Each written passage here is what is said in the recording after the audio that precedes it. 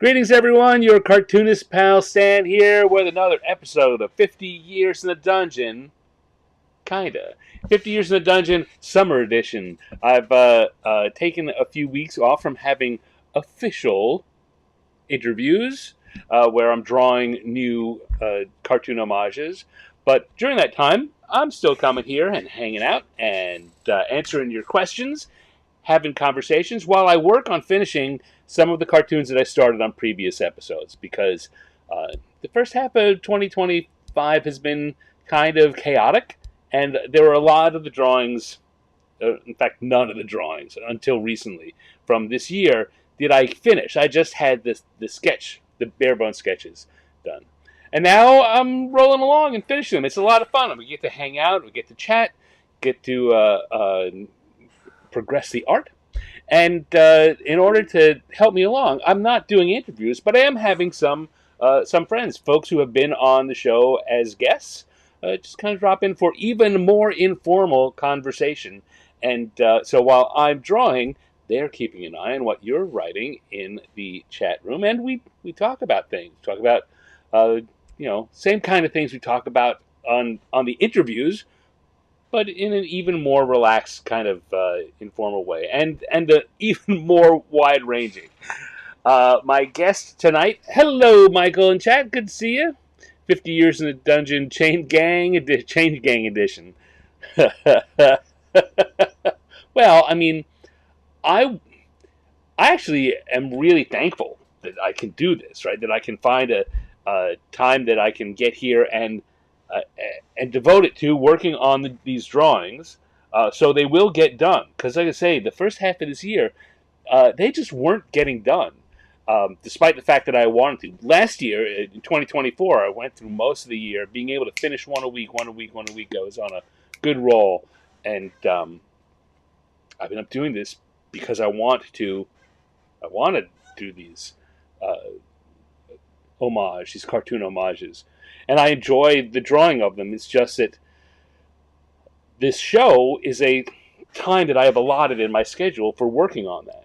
And what I was having trouble is finding the time outside of this hour or a couple of hours to finish it off. This has gotten me at least back in the habit of getting the finished drawings. Anyway, that's what we're doing here tonight.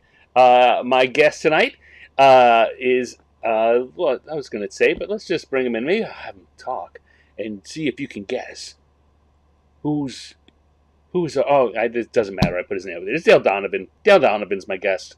Hey, Dale. Or maybe he's not.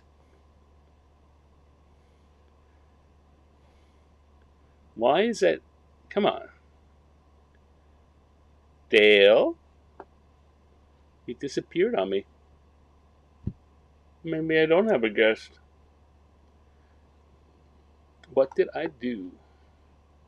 What possibly went wrong? It was working right up until it went online. He and I were talking. And now I don't hear anything. Mute it. Unmute it. Interview guest on. How about now, Dale? You saying anything? See, it's the magic of radio. He can. Oh, he says he can hear me. I can't hear you all of a sudden, Dale. Um, let's say, which is really weird because it worked 30 seconds ago. How did I get 25x speed? Just you do. You know what? You get more than 25x speed. You no. You know what? Showing up. You're still here at the end. You get another 50, Michael. That's a total of 75x speed. Totally worth it. Um, it says you're in the green room. It says that your mic is turned off. Interview guest, mute, unmute.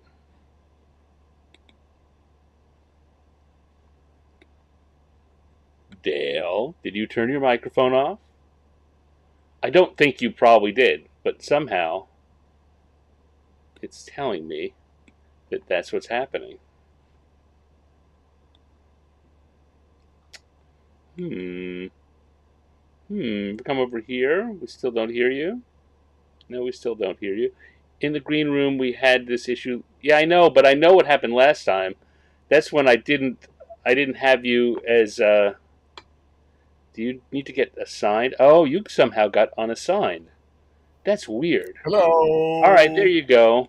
No, you had been assigned as guest one, and now you're not. Now you're. Yeah, this is a similar but different issue entirely. But Okay. we've dealt with it. There we go. You're back. Hi, Dale. Yay. Surprise fixed. Woohoo. And you know what? I will say probably I did something wrong.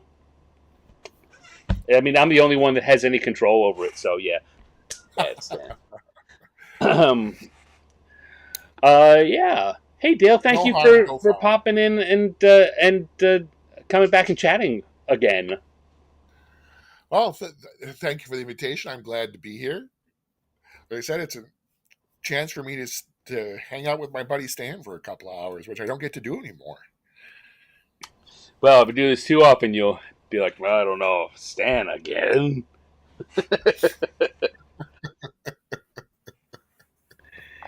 He's about half as loud as I am. Oh God. All right, hold on. We had that. I may have overcompensated because we had that backwards problem last time where I was too soft. And if I come here, tech, tech, tech, tech, tech, I can drop my volume like that. Say something, Dale. See if we're about the same level. Say Dale. something, Dale. See if we're about the same level. Hello, I'm here. Yes. Funny. Very funny. All right. That's about all we're going to do. Um, we will be here all of the week. Try the via. Yeah. Do you remember that commercial? It's a commercial for Bex from the late '80s or early '90s. Where it's the Germans are really good at beer, but they're not Mhm. so good at stand-up comedy. And it shows a typical stand-up comedy venue, and there's a very tall, thin, blonde guy who just comes up and leans over to the mic and says, "I just flew in from Munich, and boy, are my arms tired." And There's a little Robin Williams bit, the story that he would tell. He told it on Craig Ferguson and probably David Letterman and stuff like that. He was on as he tells the story, he was on a talk show in Germany. yeah, Yeah. Do you know this story? nope. Oh, okay. He was on a talk show in Germany, and he said the presenter, the hostess, asked him a question of, "Why do you not think there is so much comedy in Germany?" And Robin said, he replied, "Well, did you ever think you tried to kill all the funny people?" Yeah, I can see where that wouldn't land. That's funny. That wouldn't Yeah. land well. And he went on to say, she said, "No," and No. then went on with the interview.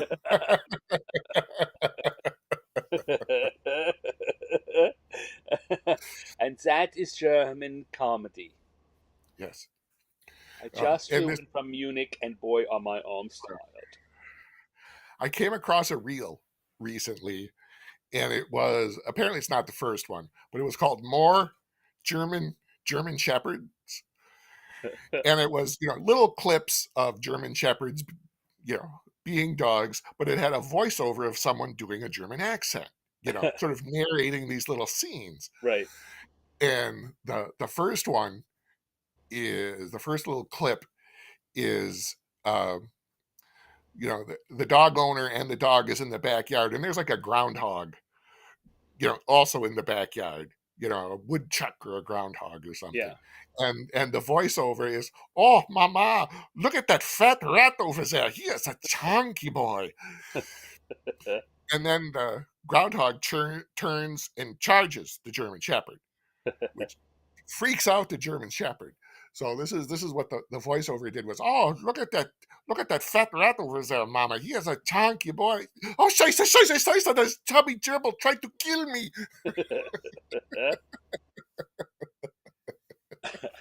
German accents can be very funny. I like to,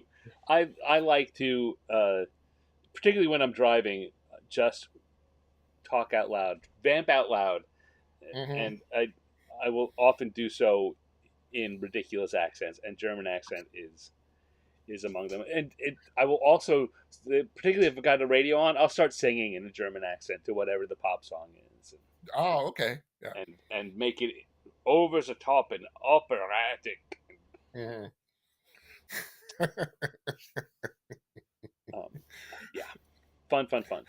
Anyway, let's see. So we are gonna be chatting while I do some drawing, Yes. as I do, for folks to see. Last week I was working on from 2023 the drawing for the practically complete guide to dragons, and uh, I had finished just the inking, uh, and this is what it wound up looking up. Done, done, done, done. For those Love who, the monocle. Love the monocle. yeah, it's a funny. It's I mean it's a good piece. It's a really good piece. Mhm. I and thankfully I've picked what I think are really good pieces to work from, and but the monocle does play even stronger in cartoon form. Mhm.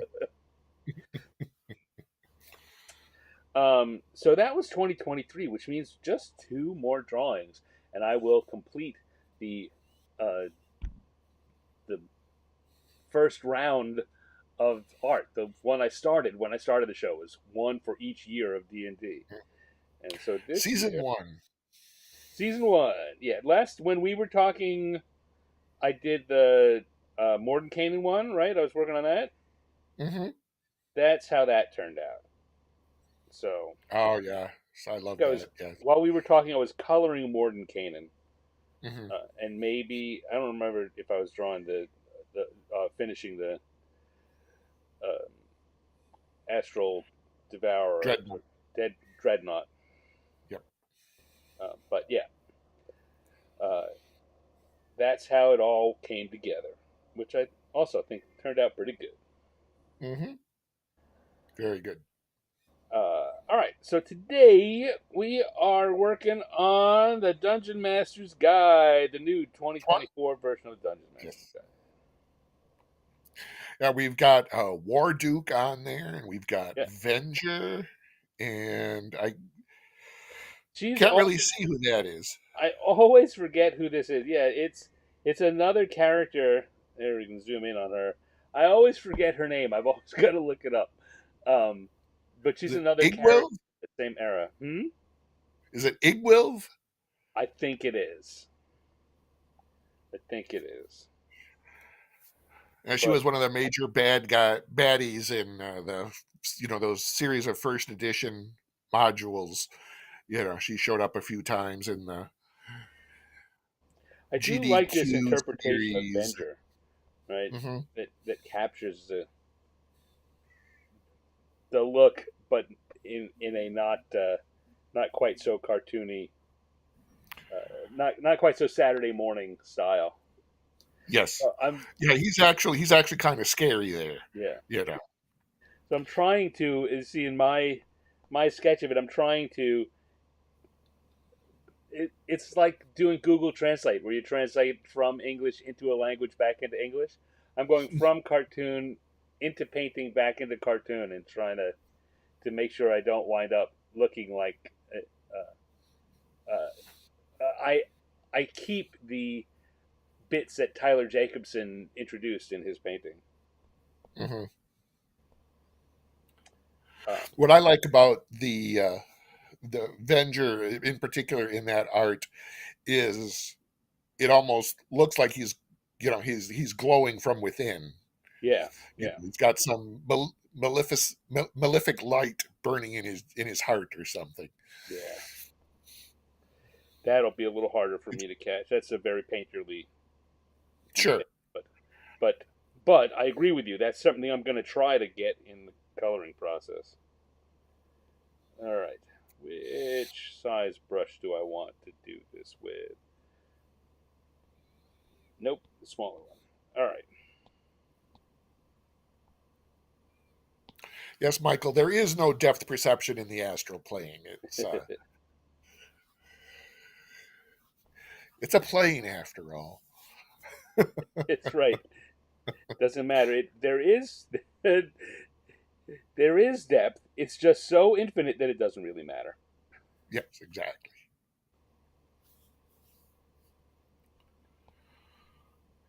Um, I so understand. go ahead.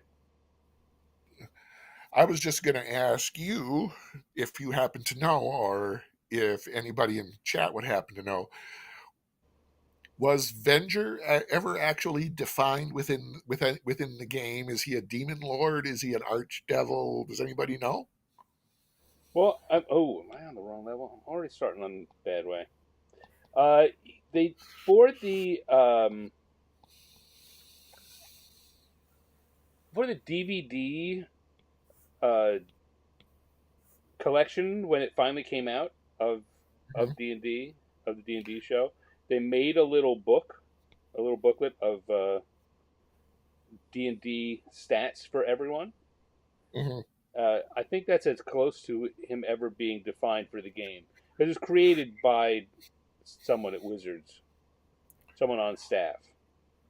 Yeah, I was aware of that. I didn't. I never picked that up because, as Michael points out, I wasn't quite 20, but I was a teenager by the time that cartoon came out, so it wasn't required viewing for me. But if I happened to be in the room and no one else was wanting the TV at that time, something was on, and yeah, like I said, I had aged out of the group that was intended to be watching that show, but it was interesting to see how the monsters got depicted. I like to see Tiamat and what some of the other creatures. Like I loved Venger's Nightmare. I thought that was very well rendered. Yeah, So seeing, I was also the same cohort, right? The D&D cartoon was not for me, Mhm. but I did like watching it. Yeah, and I'm sure like most people of our age who were a little older. Well, I can't. Well, I guess I can't speak for you, Stan, so I won't put words in your mouth. But I know I wanted to give Eric a good smack Well, because he was just that such a was jerk. the whole point of his character. Yeah, I But know. yeah, but I mean, I though also I remember at the time, like so many of us, really disliking the cartoon for its. Um, you know what? No, it's wrong. I didn't. I understood. My gut reaction was like, all right, yeah, that's for kids. It was Hmm. dismissive, not dislike. I know a lot of people did dislike it for many years because it was so not D&D, not serious.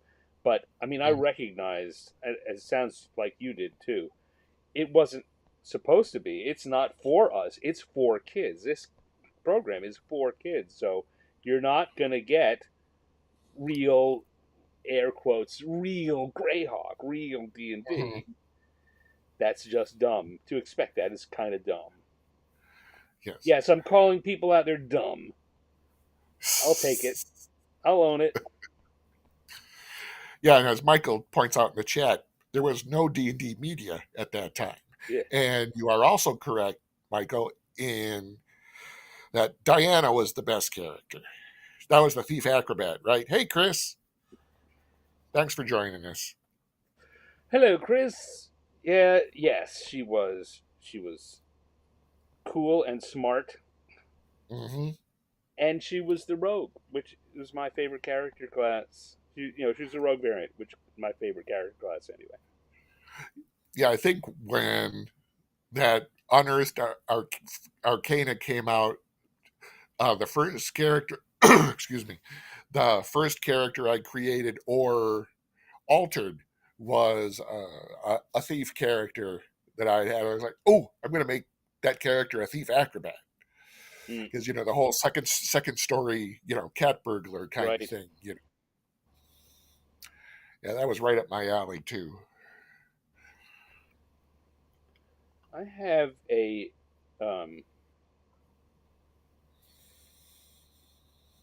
wow. I'm trying to decide now how much of this is necessary to tell to understand it, and how much I want to talk about because it's a project that I still may yet eventually do. But I have a character slash setting that I thought of for use in a couple of different venues. Um, without going into the details of the setting, but a main character who is a a cat burglar style rogue, right? Mhm. That's what he does. He's a second story man, um, and also owns a pawn shop where he where he can get rid of the things, and kind of like in a superhero uh, secret identity thing, people know that the cat burglar exists, and people know that this guy uh, has his shop, but they don't know that the two are the same. Right. Yeah, that's a very cool idea. One of this is leaving D&D behind, but one of the best character ideas that I ever came across was um, we were at TSR and Rich Baker, I believe, he was he got together with Stephen Shen, Mm, and what they constructed was parallel superhero campaigns. We created characters, the same characters for both champions and for the Marvel superheroes, the face rip yeah, system.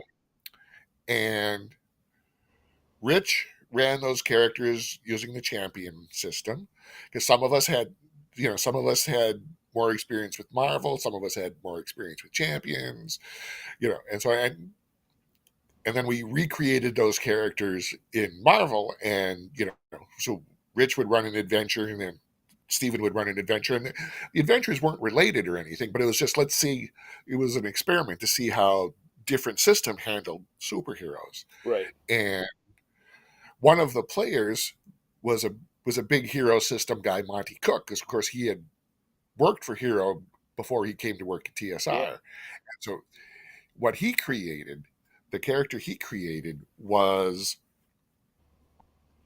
it was he was the Bruce Wayne kind of guy. Uh, but he had a super patriot. His normal superhero identity was a very patriotic, stand up Captain America, Superman, big Boy Scout kind of a character. But that same guy also had another identity who, for when things had to get done that a big Boy Scout character could not be seen doing. He was very stealthy, and he was like the Dark Knight. He was a little more street level and sort of, and the Night Avenger or whatever it was. And it was like, oh, what a great idea! I never thought of that for a superhero. You know, alter ego right, is, like, why stop at just one? And sometimes, depending on what the adventure called for, he would don the Boy Scout persona. right. But if we had to be sneaky, yeah, he would don the stealthy persona and do all the things, like I said, his Boy Scout persona could never be seen doing. That I mean that sounds like a great thing you could play with in a comic. The problem is Mhm. that once the audience knows that the character is both, it you are just playing with time before that needs to be revealed or put into jeopardy in some way. Mhm. In fact, it doesn't have to be revealed the first time out, but it needs to be a bone of contention, right? Somehow, the Yeah, it has to be imperiled. yeah, Yeah. and then once that happens and he gets away with it, that's cool and everybody loves it. But once he gets away with it a couple of times, then you need the story where it's revealed and it's got to be dealt with in one way Yep. or another. And what Mhm. happens when the uh, he takes on the Dark Knight persona, uh, and then things just go so badly wrong that the Dark Knight persona, let's just call it Batman and Superman, it's just easier that way. But if Batman and Sure. Superman were the same guy, and Superman takes off his Boy Scout so that he can be Batman when he needs to, but they get a story where Batman really is would have been killed, right? He Mhm. just he just doesn't make it, but he's okay because he's Superman, and Yeah. now he's like that's the first few times that you can uh, uh, have the have cheated, right, and the Right. world doesn't really find out is, ooh, I'd better be careful, uh, but eventually then people want to see that happen. Right. Yeah. All of a sudden, wow, Batman just took a plasma cannon to the chest. Right. Uh, Michael in chat asks if we remember the 70s movie Hot Stuff with Dom DeLuise, Suzanne Plachette, and Jerry Reed. I admit I do not. I i don't either. It's very rare that someone starts a question like that. Do you remember the '70s movie with Don Knotts and Suzanne Plachette? And my answer is not going to be yes. But no, I don't remember. Michael also says he also has a hero with two superhero identities. One is a classic Green Hornet type of character, and the other is a drag queen. A drag I queen. remember, yeah, Okay. that's what he says. I remember the first time I came across something like that where it played with that played with gender identity. I think it was I think it was a supplement for Palladium Books Heroes Unlimited. Uh, uh, Not a game I ever played, but they had so Right. many wonderful characters and so much wonderful art in those books. I think this was the supplement Villains Unlimited, and this character wasn't necessarily a villain, but he was kind of an anti-hero, kind of a lone wolf, who flirted with breaking the law at times. He may not have broken any laws, but he fractured a couple. Hmm. Um, the the guy was male, but his superheroic identity was female. His he was uh, he was short. He had a relatively slight build for a quote unquote superhero, and he was really concerned with not with putting as much confusion around the identity of his superheroic persona, that the persona was female, and I believe the character was called Facade, which was just a brilliant name. Yeah. If you say so yourself. Yeah, well, it wasn't my character. Oh, It was, I would pick up and still have in a lot of cases supplements from any number of superhero games just to steal characters or plots or location maps. It's like, okay, well, a couple of weeks ago they robbed a bank. Some guys robbed a bank. All right, now the hero's got to get a hero's out on patrol. He's got to stop somebody. It's like, oh, okay. Now instead of a bank, it's a department store. You just pull out a different map.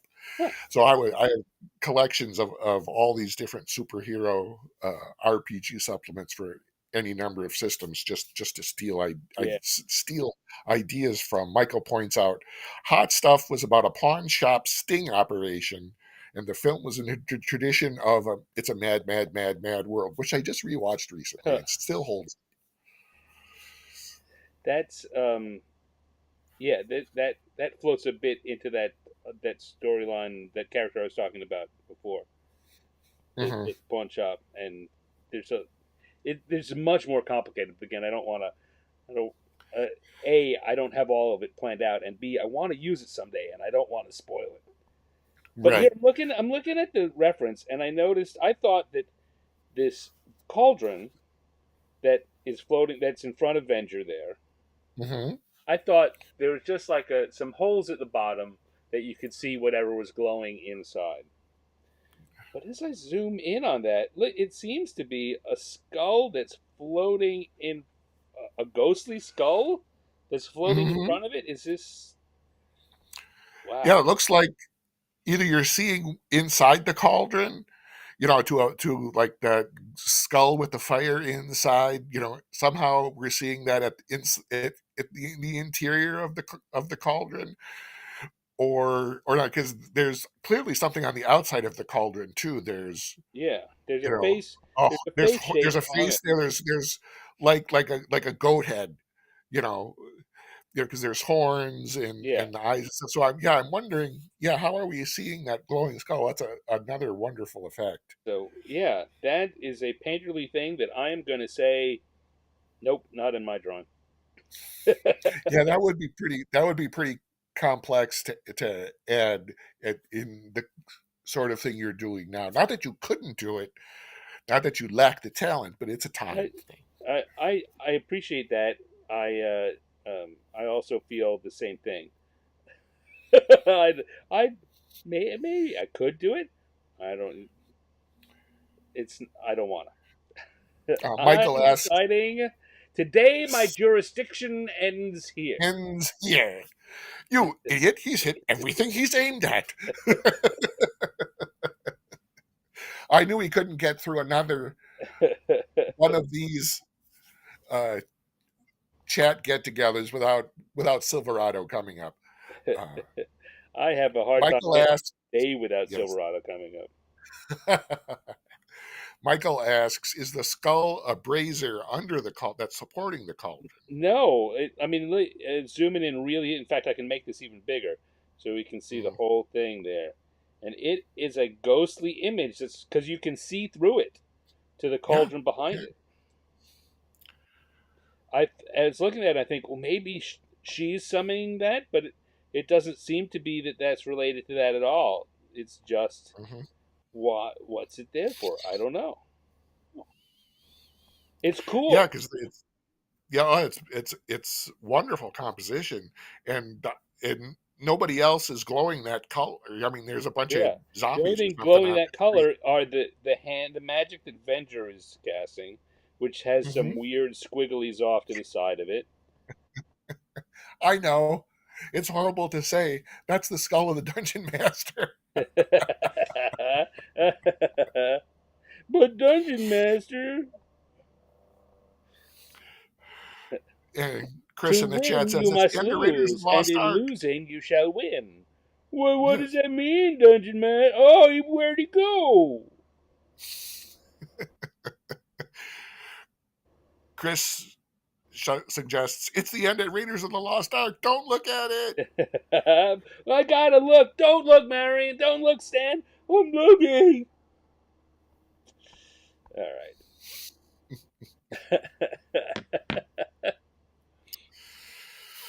Oh, Michael suggests you'll just have to have the artist on in the sometime in the future, Stan, and you can ask him all these questions.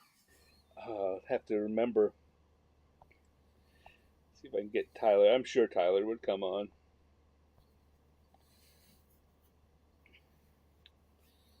I I'm a bit nervous when it comes to showing the artists these drawings. Um, Hmm. although when I have the reaction has always been positive. But I think that for someone to show it to them is fine. For me to show it to them is like begging them to say, "You did a good job ruining my drawing." Yeah, yeah, yeah, yeah, yeah, yeah. Yeah, I can see where that would be a little uncomfortable for the artist doing the homage. Yeah, you're seeking uh, seeking Yeah, validation from the original, it would from the be. original artist. Yeah, Well, here, don't you like this? Don't you like this? Ha ha I ha, want you to sort of come thing. on and look at this. Because I totally leave room for them to think, well, I don't like the way you interpreted it, Hmm. for whatever reason. I didn't get it wrong, or I didn't play up the thing they wanted to play up, or they think, well, why did you take that shortcut? You should have just Hmm. taken another one. Whatever. Uh, those are all valid feelings for them to have, and by inviting them on and saying, "Look at look what I did to your stuff." Uh, the only the only polite thing for them to say is, I like it. Oh, look at that! You are so clever. Thank you Hmm. for honoring my drawing with your bastardization of it. Yeah, I thought of that word, but I wasn't going to use it. My show. I appreciate you thinking that way. Well, since this cover is all about bad guys, I'll ask you, Stan, and anybody in the chat, either playing or DMing, because I don't know, what everybody's D&D career is comprised of. Any really memorable villains from campaigns of the past that stick out? Oh yeah, we hated this guy, or the from the DM's point of view of oh yeah, the players always hated when I used this guy, because so on and so on. Did you have any memorable villains? um, the one that's popping to mind, whenever I think of D&D campaigns, the the one that is the one by which I measure all others was the campaign that Chris Perkins ran for us in the third edition. Um, it started as a third edition playtest and wound up being the game we played for 8 years or so, and we went from nothing to like mid 20th level. Wow. um, and I'm trying to remember the villain's name. He wasn't the he wasn't the big bad. He was the big annoying. It, um, He was the itch you couldn't quite reach to scratch. I mean, he was a bastard, and he was the cause of a lot of problems for us. But he was never a toe to toe stand up with us. God, why Hmm. can't I remember that? Why can't I remember his name? Anyway, he came into the campaign um, when we were. This is probably just around fifth, sixth level. We were beginning to get our oats. Hello, Cindy Robertson. Thanks for joining us. Excuse me. Um, Hi, Cindy. um, we were, we were strong enough that we were starting to feel like good characters, good strong characters, but not strong enough that we could run around the world with impunity. And we were doing something in the capital city, and we knew we were going to have to hot footed out of the capital city when it was done. And we had arranged. He was he had an airship. He was captain of an airship, and we'd arranged with him to get us out of the city. Hmm. And so we do, and the guards are after us, and then turns out that there's some. Uh, well, besides the guards, we get attacked in the air by some flying forces. So they've got, I forget what they were flying. Some of them seem to be associated with the the people we were escaping from, and some of them were just like air pirates, and we're now having a fight on this airship, trying to get away, and Mhm. it's not going particularly well for us because we're none of us fly. We're not high enough level that we've got flight skills. But we've got good range skills, so it's an interesting fight, but it's looking tough. And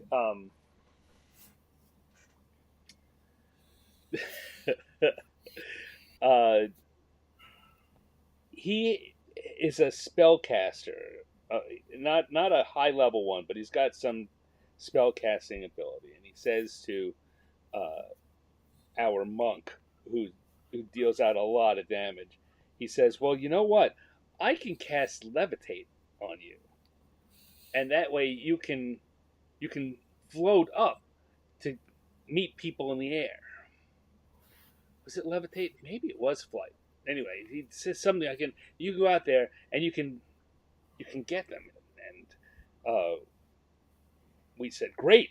And the monk said great. He said all right, but here tie this rope around you because they've got spellcasters too. If they cancel it and you're flying, we are we're hundreds of feet up in the air over open land. You're just dead.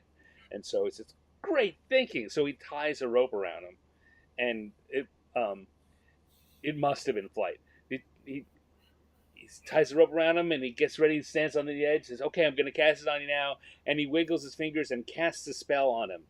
And he jumps off and plummets straight down to the end of the rope, where it just yanks. He's now hanging, whatever, 50 or 100 feet off of the side of the airship because he never was going to cast flight on him. He just wanted to get him out of the fight. And he had set up this attack on us where we were sitting ducks. um, and so that's how we met him, and he became the character that was providing supplies to the people that we were fighting against, Mhm. and he was uh, yeah, he had the things we needed. Then we kept whenever we'd run into him, like we're gonna get this guy. We're just gonna we want. And we did at several points embarrass him or take things away from him, and every time he would come back and take something away from us again. And it finally got to the point where he did something which threatened the world, not threatening the world, and instigated the uh, the end of the campaign thing, or the first end of the campaign thing, because as I say, the campaign went on a while even after that. Mhm. And we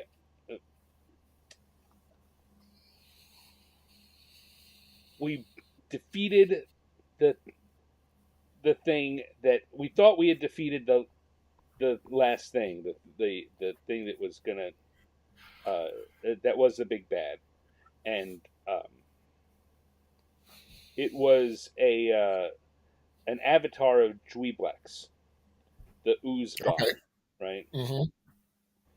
And when it was all said and done, we knew that he had supplied something for this and had gotten away. And we said to Chris, "We're not done. We gotta catch him. We we need to get the last word on him before this is over." And at this point, we are like 19th, 20th level characters, and he is just a low level gnomish merchant, right? Even advancing him a little, he's still under 10th level.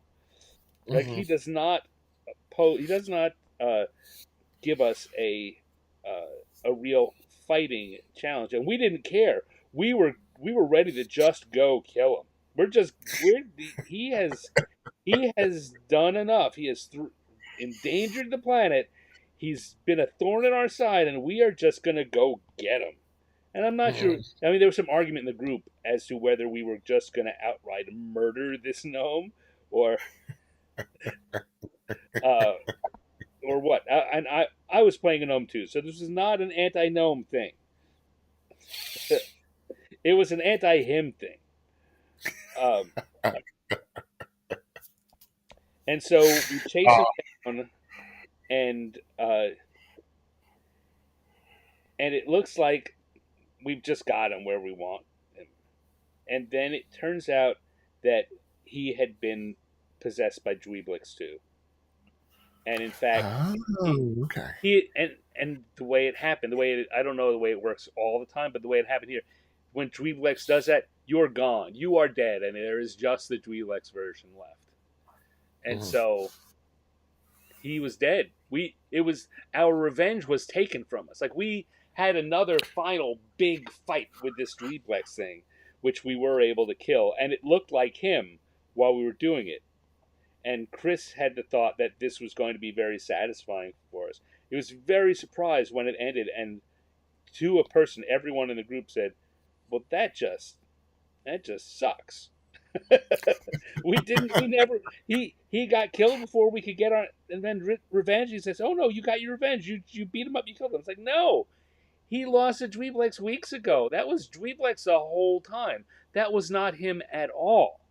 And Mhm. Chris was like, "No, no, that was him. That was him." And we kind of had to let him know that none of us saw it that way, and that what he thought was going to be a satisfying, tough fight between us and our, uh, and the thorn in our side, our Mhm. nemesis.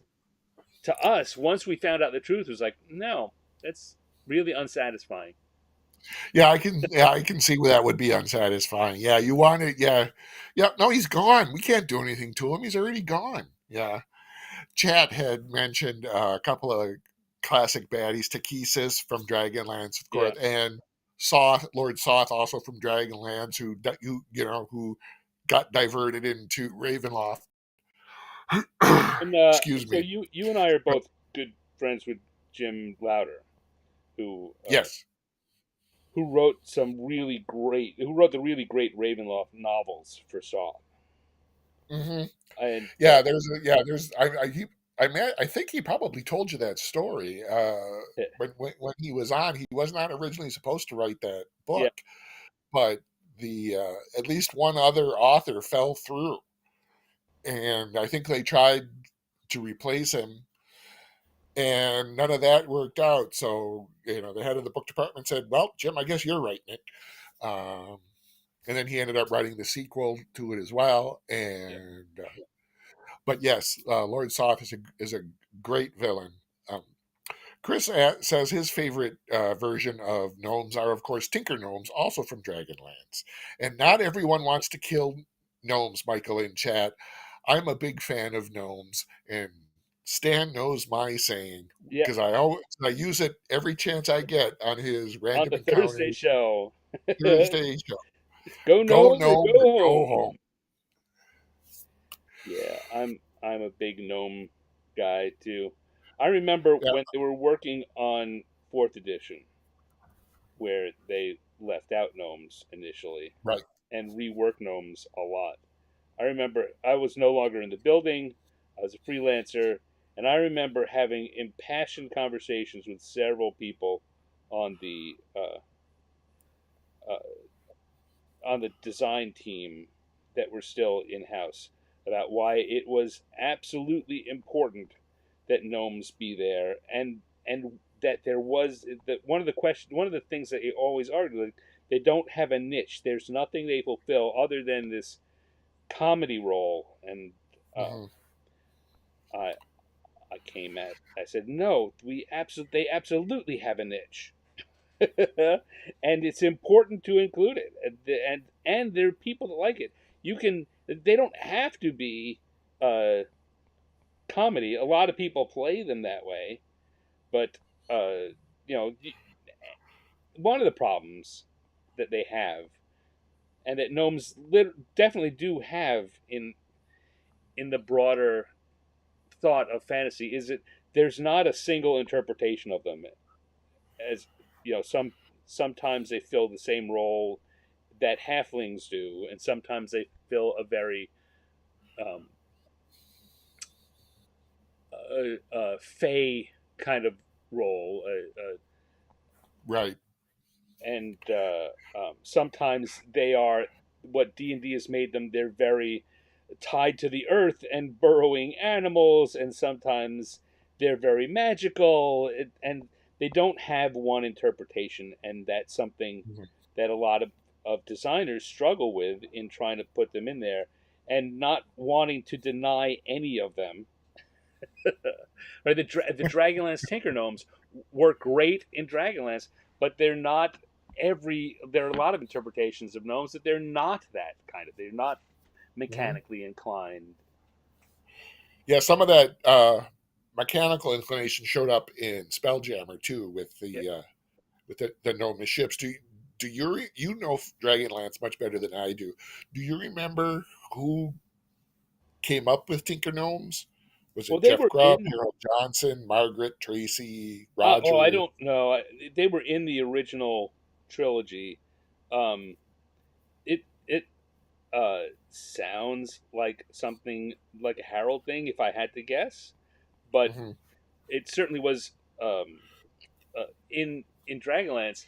I know Margaret loves Bupu, and the that that character and what she represented, um, which is more about the dumb aspect than the um, the mechanically successful or not successful aspect. And Hmm. the noble. I don't not savage. Certainly not savage is not the way she was played. She's a noble idiot. Um, and and I'm sure Margaret wouldn't see it exactly that way either. But that's what it always looked like to me. The noble fool maybe is a better Hmm. way to say that. Yeah. Uh, In my opinion, and I don't know if this is actually can be backed up by any evidence or not, but it is my theory, and that a theory is my own, that the D&D idea of gnomes came from, I believe it's the Poul Anderson novel, Three Hearts and Three Lions. could well be. That sounds like a very likely. Uh, Paladins, gnomes, and trolls, the D&D incarnations of, I believe all came from that novel. But, that's even, when D&D was being fleshed out and just going through its first flourishes in the late 70s and early 80s, that wasn't on the that was in Appendix N in the first edition Right. DMG, but it wasn't Elric, it wasn't Tolkien, it wasn't, there weren't a lot of people even back then reading it yet. I ended up reading it because I was a member of the science fiction book club at the time, and it was like, oh yeah, yeah. And it's a great book. It's short, not too long. You get it on Kindle, get it from a used bookstore. Mm. It's a great adventure story. What was the title again for people that weren't paying attention? Three Hearts and Three Lions, I believe, by Poul Anderson. I think that's the I think that's the author's name. I I believe know so. that I know Poul Anderson is an author. I'm just not 100% sure he's the author of that book. But look it up by the title, and you ought to be able to track it down. Um, One more thing on gnomes. I fell in love with gnomes in first edition because there were five of us in high school who played AD&D. I had another group where we played D&D, the basic expert stuff. Right. We played D&D, but in the high school group, there were five of us, but we all five couldn't always get together. So if it was just three or four of us, one person, of course, had to be the game master, and we didn't really do a lot of campaigns. There were a couple of campaigns and they were great. But a lot of times, oh, I have an idea for adventure, or oh, I just got this module. I'm going to run it, when we're done with whatever we're doing right now. And because we had a relatively low number of people, a lot of times we would run multiple characters. Right. And so I had come, for whatever reason, I came up with this duo that just stuck in my brain. Um, I had a halfling fighter thief, because this was, first edition and multi-classing was easy. Hmm. And his partner was a gnomish fighter illusionist. Okay. And, they could both fight, but they also had, the stealthy, the rogue, the illusion. They could do some of that, cat burglar, second story, stealthy, sneaky stuff. And those two guys were so much fun to play. Because because like I said, they had a little magic, and they were pretty resourceful. And oh my gosh, there was, I don't know if I even need to tell this story. There was one guy in our group who, quote unquote, played with other teams. Oh, thank you, Michael in chat. Yes, says yes, it was Poole Anderson. Yes. Um, and I totally lost my train of thought. Played with other. But Chris says Boo Poo was a gully dwarf. Oh, Gully Dwarf. You're right. You're right. Oh, how could I make that mistake? That's okay. So anyway, yeah, I was just saying that that this halfling and gnome character were so much fun together that they're still in my head. So like, if I were ever going to create, my a party of my favorite D&D characters and write stories about them or something, those two guys would be there.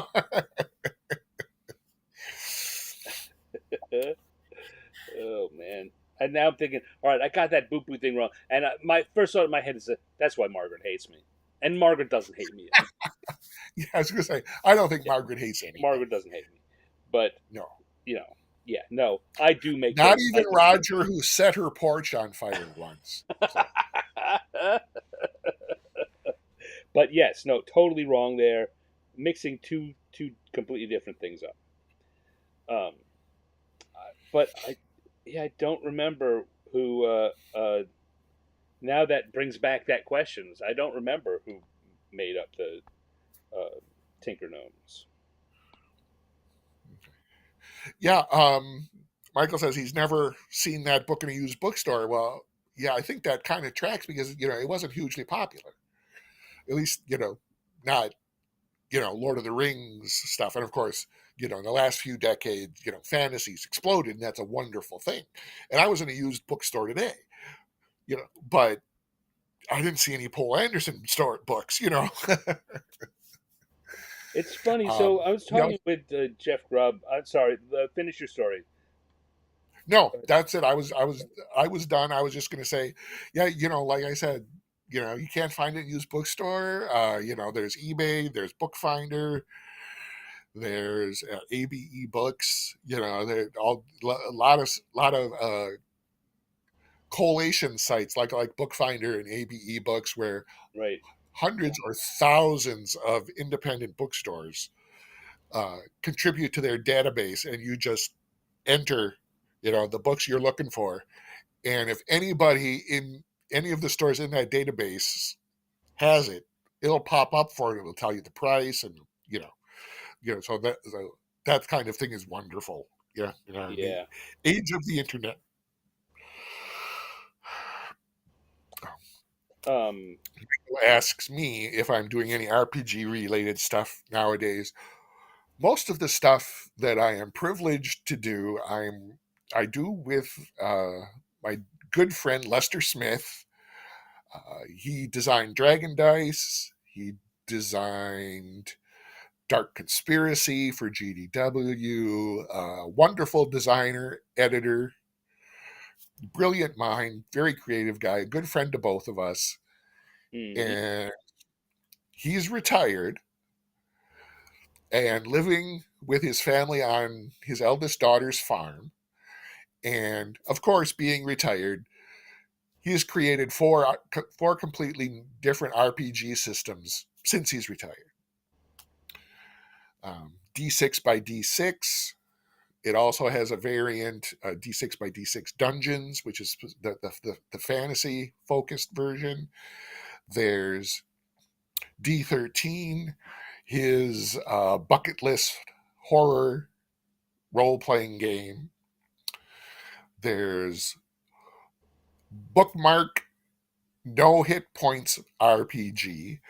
That was a challenge to him because someone he was talking to said, there's no way you could create a complete RPG and put it on a bookmark. It's impossible. So, of course, Lester turned around and did it. Right. There's Yeah. nothing like a statement like that to get someone like Yeah. us and Lester to And go. his most Oh yeah, recent, hold oh, my yeah, you think so? hold And my his, beverage. yes.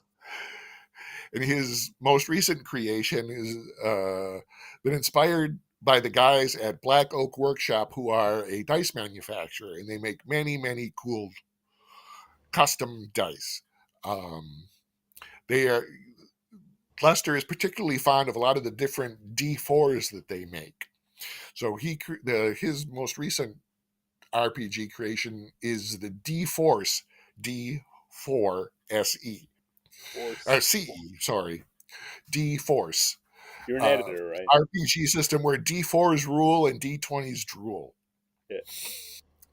You can find all. He's graciously allowed me to work on many of these with him, editing these things, getting them to fit on bookmarks, bouncing some ideas off him, questioning him occasionally. And he goes, "Oh, that's right. That's a good question." And for this, he lets me play in his world, and I get to spend a lot of time with him online and talking about games, which is wonderful. You can find all these things on either his website, lestersmith.com, or on Drive Through RPG. Just search for his name, Lester Smith, or like I said, D6 by D6, which is the D6 time sign D6, D13, bookmark RPG, or D Force RPG. Obviously, they tend to be rules light, more towards the story, the story forward parts of things. Mm. D6 by D6 is probably the crunchiest, and it's still It's I not wouldn't that call great. it I wouldn't call it a light RPG. I'd call it a medium crunch RPG. You know, but those things are perfect for one shots. They're perfect to play at conventions. It's like, hey, you got a couple of everybody couldn't show up for D&D or Champions tonight. All right, well, I got this bookmark RPG. Takes 5 minutes to create a character. Boom, boom, boom. You can go and just create some adventures off the cuff and have a great time doing it. Check those out. Throw Lester a little bit of money. He's retired after all. It's some. He's retired. He needs something in his old age. Yes, he does it. Uh, Chris says in the chat, Jeff Grubb in a recent interview said he still plays with Stan in a long-time campaign. I'd love to hear the themes, details of that campaign. Can you go into some detail without distracting yourself too much from your artwork there, Stan? So I would challenge that phrasing because it's not it's the same group that we've been playing. We just wrapped up a very, very long campaign. He may be talking, if he's talking about that campaign ended uh, in the last couple of months. We were playing a uh, I don't Was even it know the Shattered? name of it. It was a third party um, old school Renaissance style campaign by the it's forgotten the forgotten oh no I'm But while losing you're thinking you know about what that, I'll say hello to Surreptitious. Thank you for joining us in the chat. Yeah. Let me see if I find a file on my computer that if I can find my Archaea, the forgotten something of Archaea. Now it's coming Mm. to me slowly. Forgotten tombs of Archaea, uh, caverns of Archaea. Okay. There's a big honking, a massive um, campaign that was supposed to go for a lot of levels, and it did. We played it. We started playing it before the pandemic, but we played it on our with our Monday night game, our Monday night crew, which, as I say, started before the um, pandemic, with us getting together at John Ratliff's house, and we would all be coming from uh, our jobs wherever we were working. Some of us were at Wizards. Some people were working. Those of you in the Seattle area will know it. Have some reference to Bellevue. A couple people were downtown. Jeff was working at Amazon for a while, so we'd grab some dinner, and we wouldn't start until 7. Like we'd show up at John's at about 7, and if we were lucky, we could get to 9:30. So it was not a a campaign where we were able to do a lot, but we had a very good time. We went on and on and on and on. As of the pandemic, we continued to make 7 o'clock our meeting time, because a bunch of people still had day jobs. They just were doing them from home. No one had to travel to get there, but we still kept it at a 7 o'clock start, and people still started getting tired around 9 o'clock. So at best, we would get 2 hours of gaming in Mhm. uh, a week, which is fine, and doesn't really hamper things at all at lower levels. But as we got to higher levels, that meant that any combat was a multi-week affair. Um, and one of the things that Steve wanted to do, they say we started this in not too long after fifth edition had come around, and he had written some stuff for Kobold. He'd been involved in creating fifth edition stuff, but he hadn't really run any. He said that his one of his reasons for doing this, or one of his guiding principles as a DM, was to play it by the rules, uh, just to test out if things in fifth edition work the way because work the way they should, or how they really work. Because I mean, Dale, as game designers, we're constantly saying, "Well, let's do it this way. That's not right. We should do it this way." Or I liked it Mhm. better in this instance. Let's do it that way. So his uh, uh, his password on this, his guiding principle was that he wanted to play it by the book for Yep. RAW, run as written. yeah, um, which also led to some interesting uh, situations and decision points for the campaign. Um, so it's the basic concept is your adventures in a town out kind of on the edge of the wilderness, and there's a big like forbidden zone that you hear that there's a the caverns of Archaea, which are filled with magical treasure. It's the home of this previous empire that had ruled in the previous age and had uh, collapsed when the gods turned their backs on them. And it's meant to be a space Grand Canyon like in its size, though it's nowhere near that big. But it's a big canyon full of uh, caverns Mhm. and forgotten temples and things like that. So Yeah. Sounds kind of like the Caves of Chaos on huge amounts of steroids. Yeah, well, it's third party, third party, old school Renaissance. So I'm not Hmm. saying that wasn't an inspiration. Oh, the Caves of Chaos were great. That Yeah, but the you know that case, that was probably the I think it was probably the most played adventure in the history of D&D because for so long that was the one that came in the box in the D&D basic box set was right? B2 Keeper of the Borderlands. Yeah, Yeah.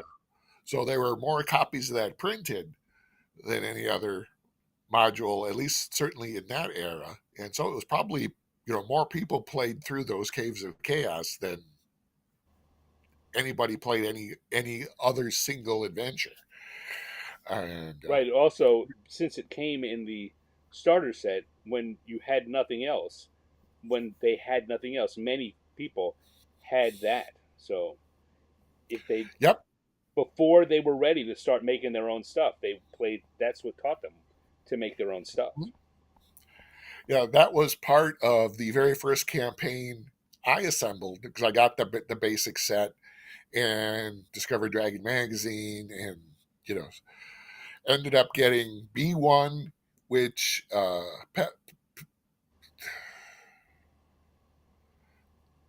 Castle of the Unknown or something like that. I think it had unknown in the title, and B3 the Palace of the Silver Princess. And I placed that I made those into a little tiny valley kingdom, stuck it in one corner of the Greyhawk map, and even though we were using the basic rules, that's where that was, and that was the first campaign, quote unquote, that I ran. In Search of the Unknown. I think that was the Yeah, title of yeah, yeah, one, yeah. where you had to fill in the monster. The dungeon was described, but you had to fill in. You were filling in the monsters and the treasure yourself. There were lists in the back of the book, but here, put your own. Pick which monster goes in here and pick which treasure goes in here. The game I was running, they played through that. They played through some other stuff I made up here and there. Um, I also had um, uh, Hamlet, the Okay. village of Hamlet. That was also in this valley kingdom, but they never quite got there. But they were heading towards the keep, and at some point, that campaign ended. Somebody got a job, somebody got a car. We discovered girls, something like that. Uh, some combination of the above. But yeah, that was the first quote unquote campaign that I had, and the keep and the caves were a big part of that. So the Um, interesting thing for me about Hamlet, I got my copy of the basic set um, was, as we know, the way it worked at TSR was uh, um, either uh, Keep on the Borderlands or In Search of the Unknown was the adventure that went in there if they mhm. had it. But there were times when when they were doing so well that they just ran out and it was whatever was around. Whatever they had copies of, Yeah, sure. and so my copy of the basic set came with Village of Hamlet, which is Oh, a okay. terrible first adventure to throw people on. Yeah, it is kind of because it's like, okay, what am I supposed to do? Yeah, yeah, and it in the end it leads up to um, Temple of Elemental Evil, which wasn't going to come out for another 6 years. Yes, yes. And when it did, they revised Hamlet's Yeah, to a degree that if you were trying to compare the two Hamlets, there were discrepancies between the two. So it's like, okay, well, which Hamlet, which version of Hamlet do I run? You know, uh, but yes, that was that was a lot of fun. Like I said, they never quite got there because they were going to head to the keep, and they started doing that, and then we stopped playing. Um, Here's a wide ranging question from Michael. To mark the moment, do either of us have any Jim Shooter stories, Oh, Stan? Jim Shooter. Uh, Remembrances, impacts his work made. I never met the man or anything. So, for those who don't know, or why Michael is asking, Jim Shooter was a longtime editor in chief at Marvel Comics, and even longer time writer of comics, uh, with a storied career, and he passed away yesterday or the day before. He made his first professional comic sales at the age of 14. Yes, yes, and he is responsible for the making the Legion of Superheroes into the thing that people loved and then got revitalized in the 80s. Those were his 14-year-old sales, were these groundbreaking storylines and comics for let Legion of Superheroes. So I never met Shooter either, but I did have the privilege to go into the Marvel offices a couple of times when he was around. He was not editor in chief when I got to go in the first time, but he was a second time. And the best story I have about Jim Shooter is not mine, and it's not even directly about Jim Shooter, but another friend of mine who got to go into the offices uh, was uh, had their meeting and had a great time, like any comics fan who gets to go in there for any into the house of ideas and meet people, and you get to meet the names, the editors and some of the writers. If you're lucky at that time, the bullpen was long gone, but an artist might be around. Um, and they got in the elevator to go when it was done, and some of the Marvel editors, I think it was Wolfman or Roger Stern, were in the elevator too, and they were talking about something about a rumor that was going around. It doesn't really matter what the thing was. It was something that it was a hot topic of debate among fans and the industry. And oh, someone, and my friend, I believe, asked them, "What do you think about this?" And the one guy says, "Oh man, I wouldn't touch that with a 10-foot pole." And either Wolfman or Stern said, "10-foot pole? The only 10-foot pole I know is Jim Stanislawski Shooter." Because Jim Shooter is a very, very tall, or was a very, very tall, very thin man. Yeah. Uh, so whenever he came up in conversation in the years since, that passed through my head, but I know I'm the only person I know who knows that story. Until now. Yeah, I never met Jim Shooter either, but I am very much a product of the Jim Shooter age of Marvel Comics. There's Golden Age, there's Silver Age, there's Bronze Age, there's, in my opinion, the Shooter Age, because you know, A lot of what yeah, we call Bronze Age is the Shooter Age, but mhm. I think you make a good point. There is a very strong. He had a very strong influence on the Bronze Age, and then there's a part of the Bronze Age which was absolutely him. Mhm. Yeah, his style as editor in chief, because I just read this in one of his obituaries. Um, Stan Lee had gone to the West Coast to do stuff out there, and Jim Shooter had a very different style from Stan. He had very specific ideas on what good stories were and how you produced them, and he took a much firmer hand in the direction of the comics during his uh, era of being the editor in chief. That rankled some creators who were used to, hey, we'll bounce this idea off a stand. He'll say, great, and give us a couple of great lines of dialogue, you know, and, but, and no, under Shooter, you would do what he wanted the way he wanted. And for a very long time, that's when Marvel was on top from Spider-Man, Avengers, Fantastic Four. He gave Claremont and Byrne their run on X-Men for like a decade. Here this book is, X-Men was not a big book, and so I can't even begin to narrow down all the things that the Bronze Age, the Shooter Age, that it molded me as a comic books fan. So, it really, struck a chord when I first heard that he had passed, because so many of the stories I loved, he had a hand in. Now, Michael in chat says he got to meet him in Pittsburgh either just before or after he was fired in around '87. Yes.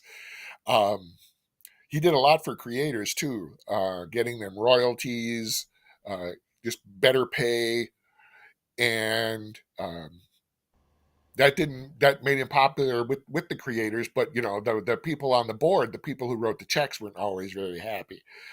And eventually they decided, well, we're this guy's too much, this guy's too much trouble to deal with. Yeah.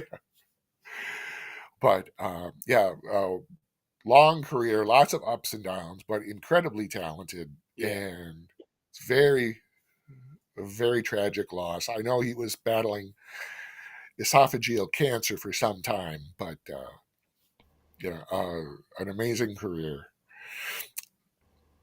Back on D&D, Chris Eh, asked no, if no, no, wait, you no. or I. Let's wait. Let's not be done with Shooter quite yet. Okay, all right. Because yeah, I mean, comics is a big part of what's going. Both our careers, on top, and so many people we know, the influence Mhm. of the comics of that era.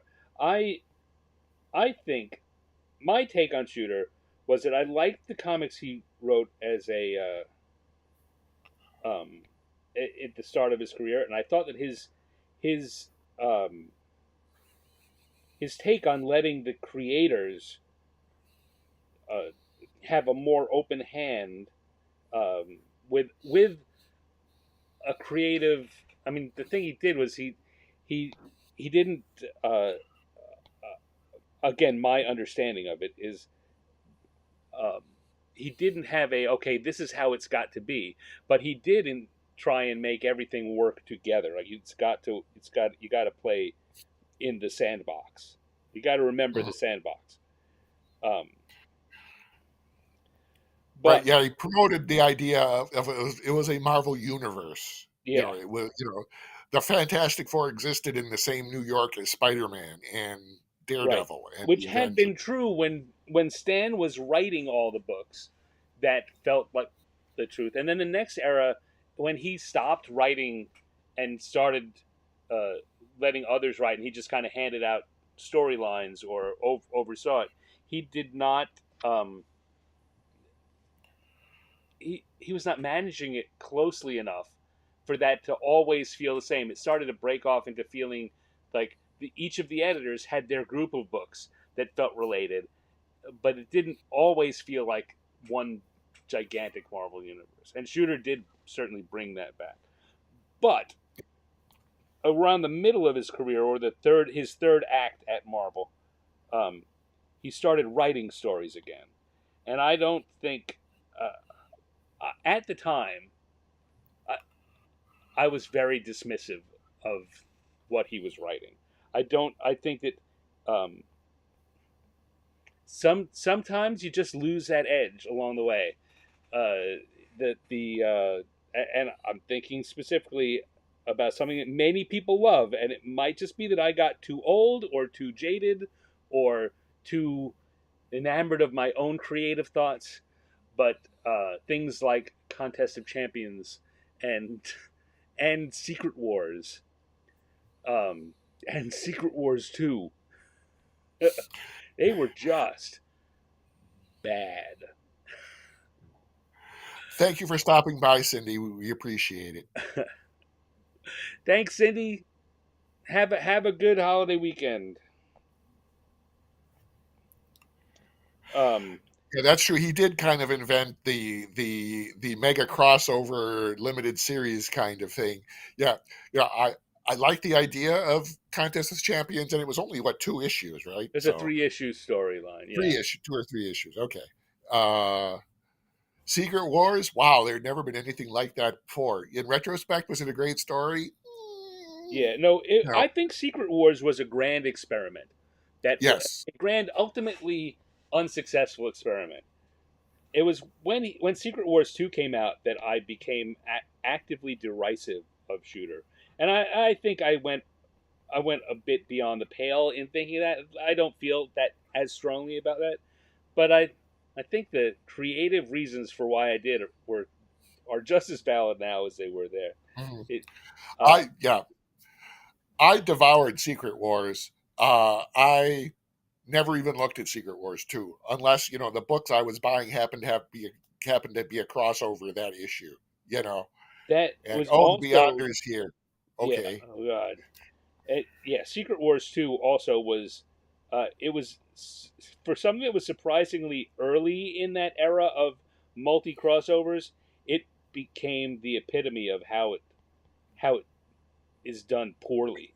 Right? It's like the Beyonder shows up everywhere, and it doesn't mean a thing, and you're just like you'd see on the books you're reading this issue a Secret Wars 2 tie-in, and you knew that it meant 3 panels where someone would say, "Oh my God, something's happening over the Beyonder. I've got to look into that." Meanwhile, back in the actual story in this comic, Yes. Michael in chat says the Beyonder was just Shooter with a glow up. LOL. yeah. um. So yeah, I mean, that's a, that's a serious thing that he was able to do because he was editor in chief. But someone should have stopped him. Well, that can be the problem when you're the one in charge. Uh, like any Yeah. publishing endeavor, if we want to keep it just to publishing, like, oh, I don't know, a certain publishing company in Lake Geneva, Wisconsin, you know, the person in charge has some ideas, and some of them are great, and some of them maybe not so much, but you can't necessarily tell the people in or the person in charge that that idea maybe isn't as great as some of the other ones, and maybe we shouldn't do it, you know or maybe it should be tweaked this way, or you know yeah. changed up a little. Let's work on this. So things like that do happen. Um, are we done with Shooter? Uh. Sure. Okay. Yeah, I think that if I were to go too much further, I would becoming start ripping into some of the other things like of his later career. I'm like, he did this and he did some more great things, but he didn't, they all had these drawback bits. And that, what, really, I want to remember what an awesome uh, force for the good of what became modern comics he was. Yes, yeah, he was a tremendous force. A lot of very good comics came out because of Mr. Shooter. Yeah. Back up the chat thread a while we were still talking Yeah. about adventures and so forth. Uh, the question was asked: do you or I have an opinion on the best designed module? And I know that's an The answer is, incredibly do you broad and I question. have an opinion? The answer is immediately yes. Oh, we've got an opinion. Yes, we have opinions. Next question. I certainly couldn't narrow it down to one. I'd mention a handful, but do you want me to go first, Stan, so you can do a little more drawing, or do you have things you want to share I at the don't moment? know. I don't know that I will have. Oh, sorry for that. I don't know if that noise came over your part, but I just It did. I leaned on my keyboard. Oh, Uh, uh, no, you should go first because I'm not actually sure I've got a lot of good answers to that. okay. Well, I'll vamp for a while because cause I can talk Yeah. about a few. Um, going deep into the history. One of my favorites, and I think it's a great adventure to run early in a campaign, even if or even base the your campaign around this adventure. Although you know it might not be the very first thing the characters do. Doug Niles is against the cult of the reptile god Mm-hmm. because it's got a nice little town.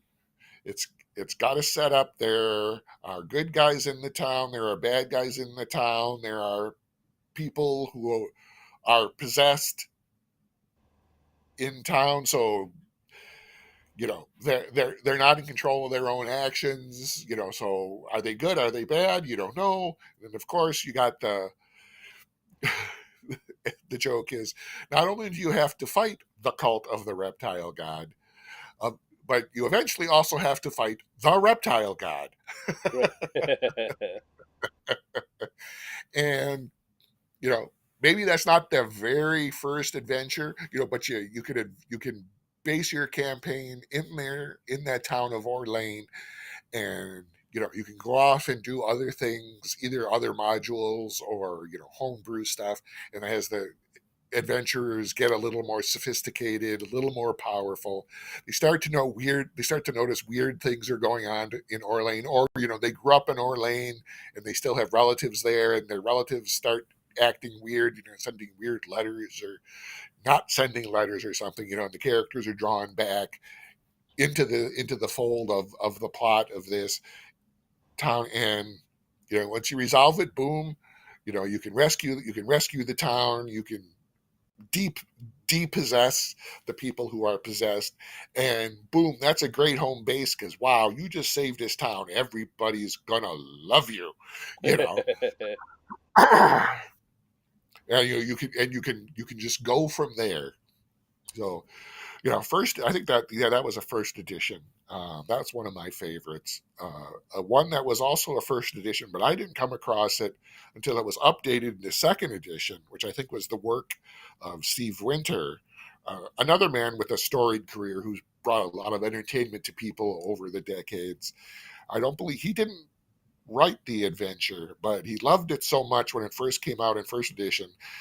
He had it vamped up into second edition, and it was called Destiny of Kings. I don't remember the author. I probably should, but to me, when I was early, relatively early in my gaming career, and you watched the adventure movies, Robin Hood, and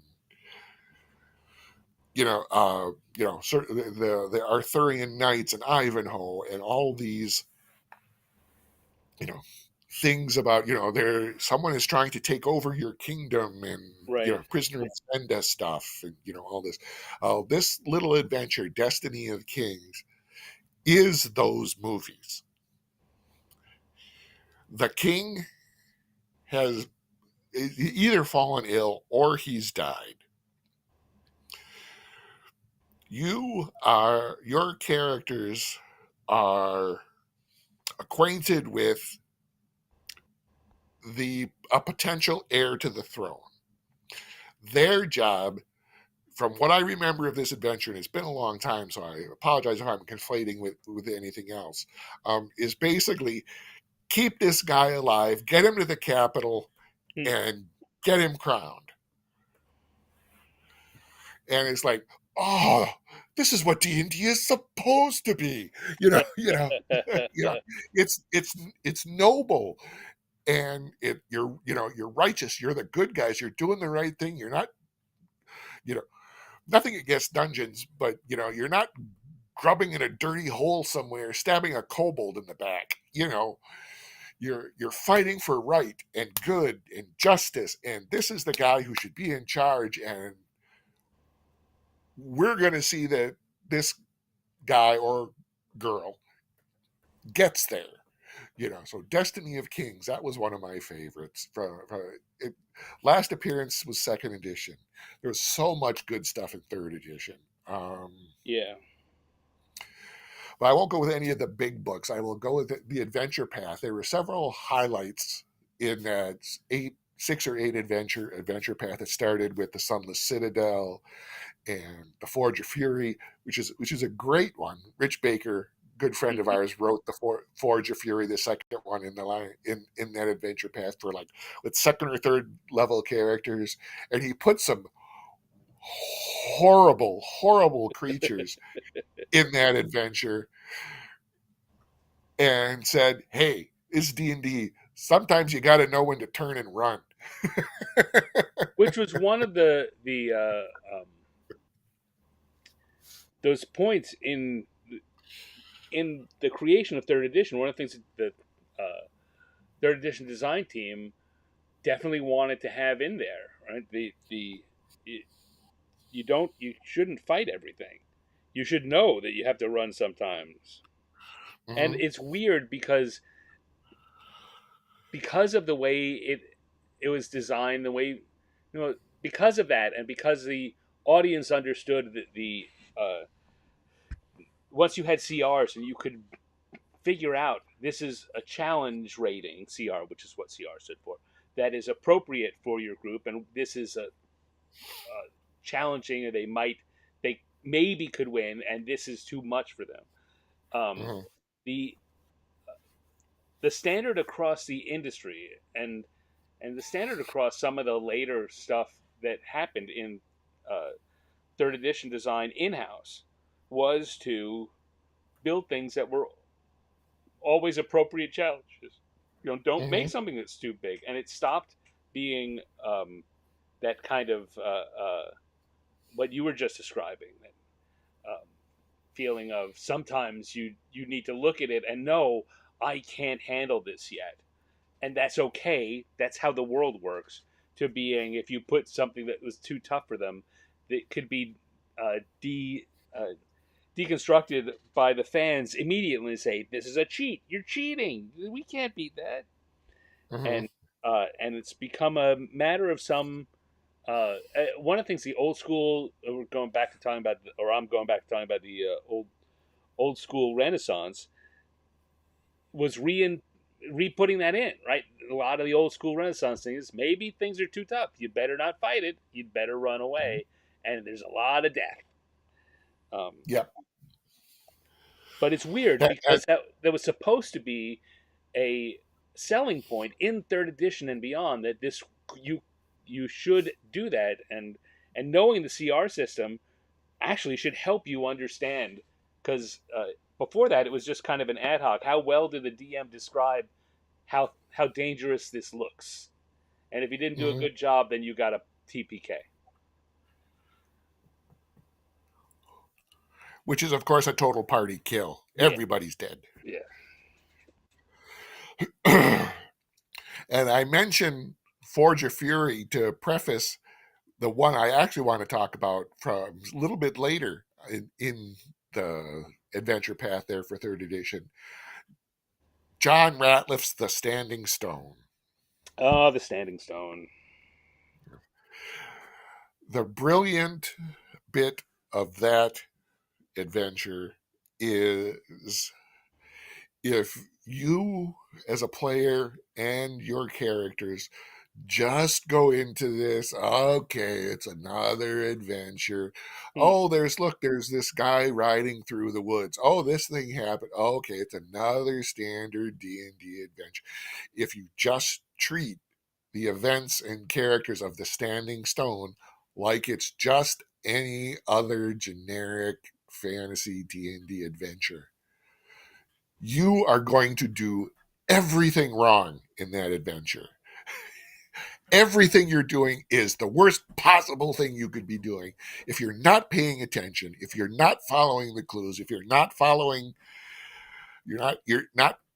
gleaning the hints that John has dropped into the course of this adventure, you are doing the exactly wrong thing. And I think that's just a brilliant piece of adventure writing execution there.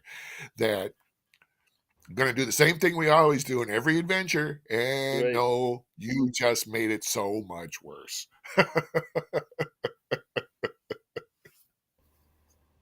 He's a pretty smart guy, that John.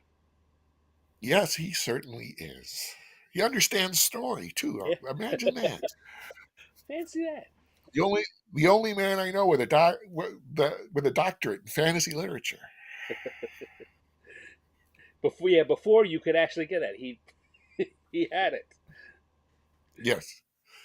All right, wait. Let's pause the conversation because I think these inks are done. So I'm going to talk a little Woo. art here. In that Okay. we've got three areas of special effects going on in this drawing.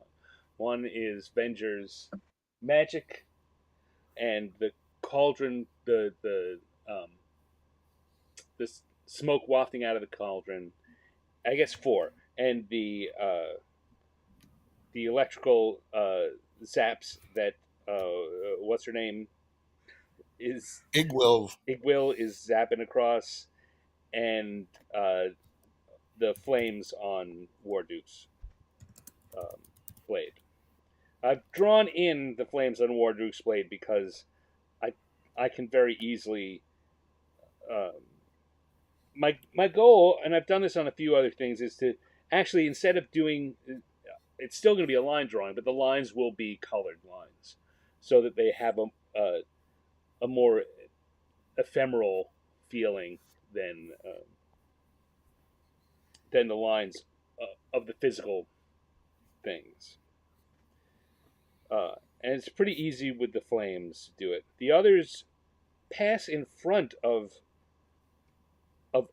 physical things, like Venger's swoop across. He goes across both of his wings, and the electricity definitely goes across in front of her body, and the cauldron floats in front of Venger, and it's difficult to it's difficult no matter what medium you're in. But when you're painting, those layered colors, it's part of what you're doing in the whole of painting is finding finding that way the things in front and behind and the different shading on even a single object changes. In cartooning, it's a lot of flat coloring, and it's more challenging to figure out a way to wow, that says it's a different challenge to figure out how to get these things to interact. One is to just draw it all as lines and just color things flat. But I've found that I really like it when I make these lines a different color. But doing that on the same layer is a pain in the ass. So what I've done is I've drawn the entirety of of Igwivel. I can't make myself remember her name. Igwivel is what she is in my head. Um, and the cauldron, I'm drawing what's behind it and what's behind the swing, and I'm going to put those on another layer where I can draw the lines in the color and put a flat color in, but make it translucent so that you can see through it. And so I will color each of these things completely as if the special effects aren't there, and then I will add the special effects on top of it. That's something you can do very easily with the So digital yeah, process. that's Yes, layers. something that was a lot more challenging when you were working in physical media. A lot harder to do well, and it's just one of the many advantages that digital drawing has brought to our lives. The end. That's what I wanted to say. Well, I want to say welcome to David Shepard. He said, Okay. "Ack, I'm late, but you're here now, David. That's the important part." Ack. Ooh, Did someone Ack. teleport you here against your will?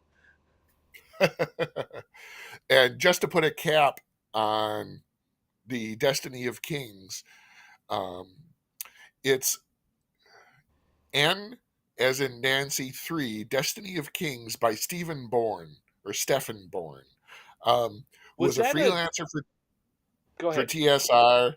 I don't believe he ever worked, but he was an was in my opinion here and some of the other stuff he did for TSR, uh, vastly underrated writer. Hmm. He did Destiny of Kings. You can get it through Drive Through RPG or DM's Guild. The PDF for $4.99, and he also did some D&D stuff. My favorite, Saga of the Shadow Lord. It was a bigger book. It wasn't just a straight adventure. It was kind of a mini campaign setting, extended adventure kind of a thing. Um, it was. Let me see. I'm just going to look it up here. As long as I have this, as long as I have drive through pulled up in a different window, uh, I won't have to rely on my shoddy memory.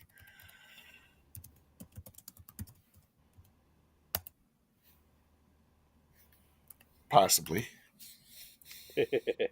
Talk amongst yourselves. La la la la la. Okay, yes. Oh, it was X11, so it would have been part of the D&D Expert series. Saga of the Shadow Lord.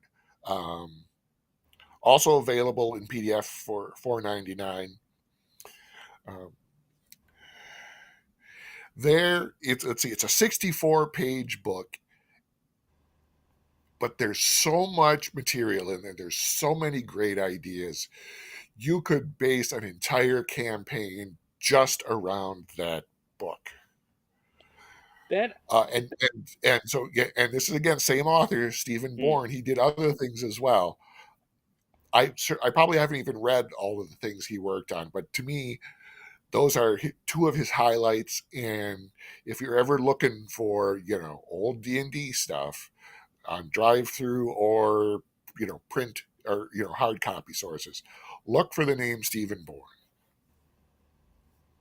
So were at least the X series. Those were um, basic D&D, not AD&D. Right? Yeah, that was basic, and then the B series of adventures that we were talking about earlier, and then there were the X adventures, which were the expert ones. X1 with the Isle of Dread that Dave Zeb Cook wrote. That was usually the adventure that was in the expert box that opened things up to the wilderness and so forth. Another big one. Um, Right, but I mean, the thing I'm saying is that was during the era where there was a difference between D&D and AD&D. Correct. Yeah, they were two parallel games that were supported. Yes, they were distinct, but they weren't so different that you couldn't buy a D&D adventure and run it in AD&D or the other way around. You know, the DM could just okay, change things up enough.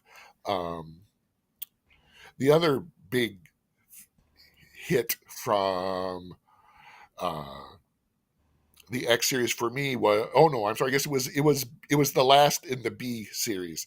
It was B10 Night's Dark Terror, uh, which is a great adventure. A 64-page uh, hurls them into the exciting outdoor world which awaits in the expert rule book.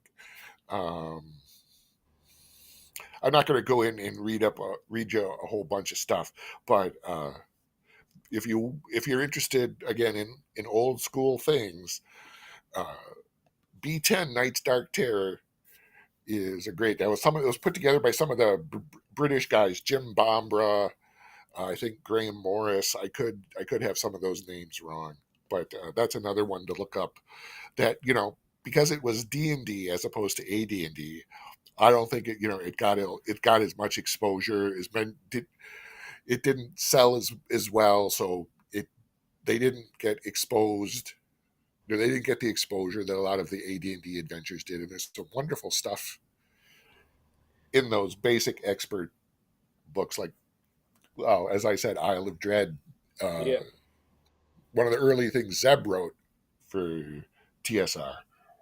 It so it's an interesting part of the history of the game that at first that was a minor difference between AD&D and D&D, right? It was just Mhm. a, a, a, a matter of how long you've been playing and at what point you were in your purchase of the games.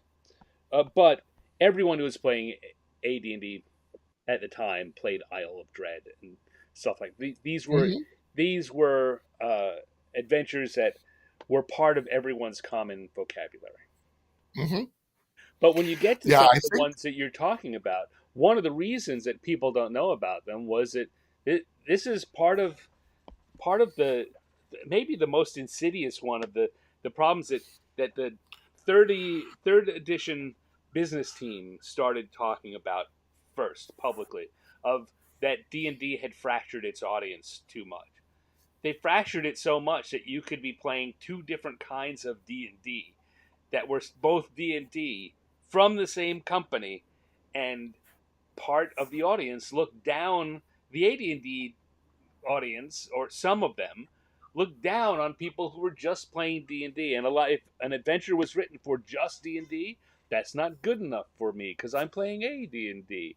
And so a Mhm. lot of these really great adventures did go more or less unknown by a large section of TSR's own audience.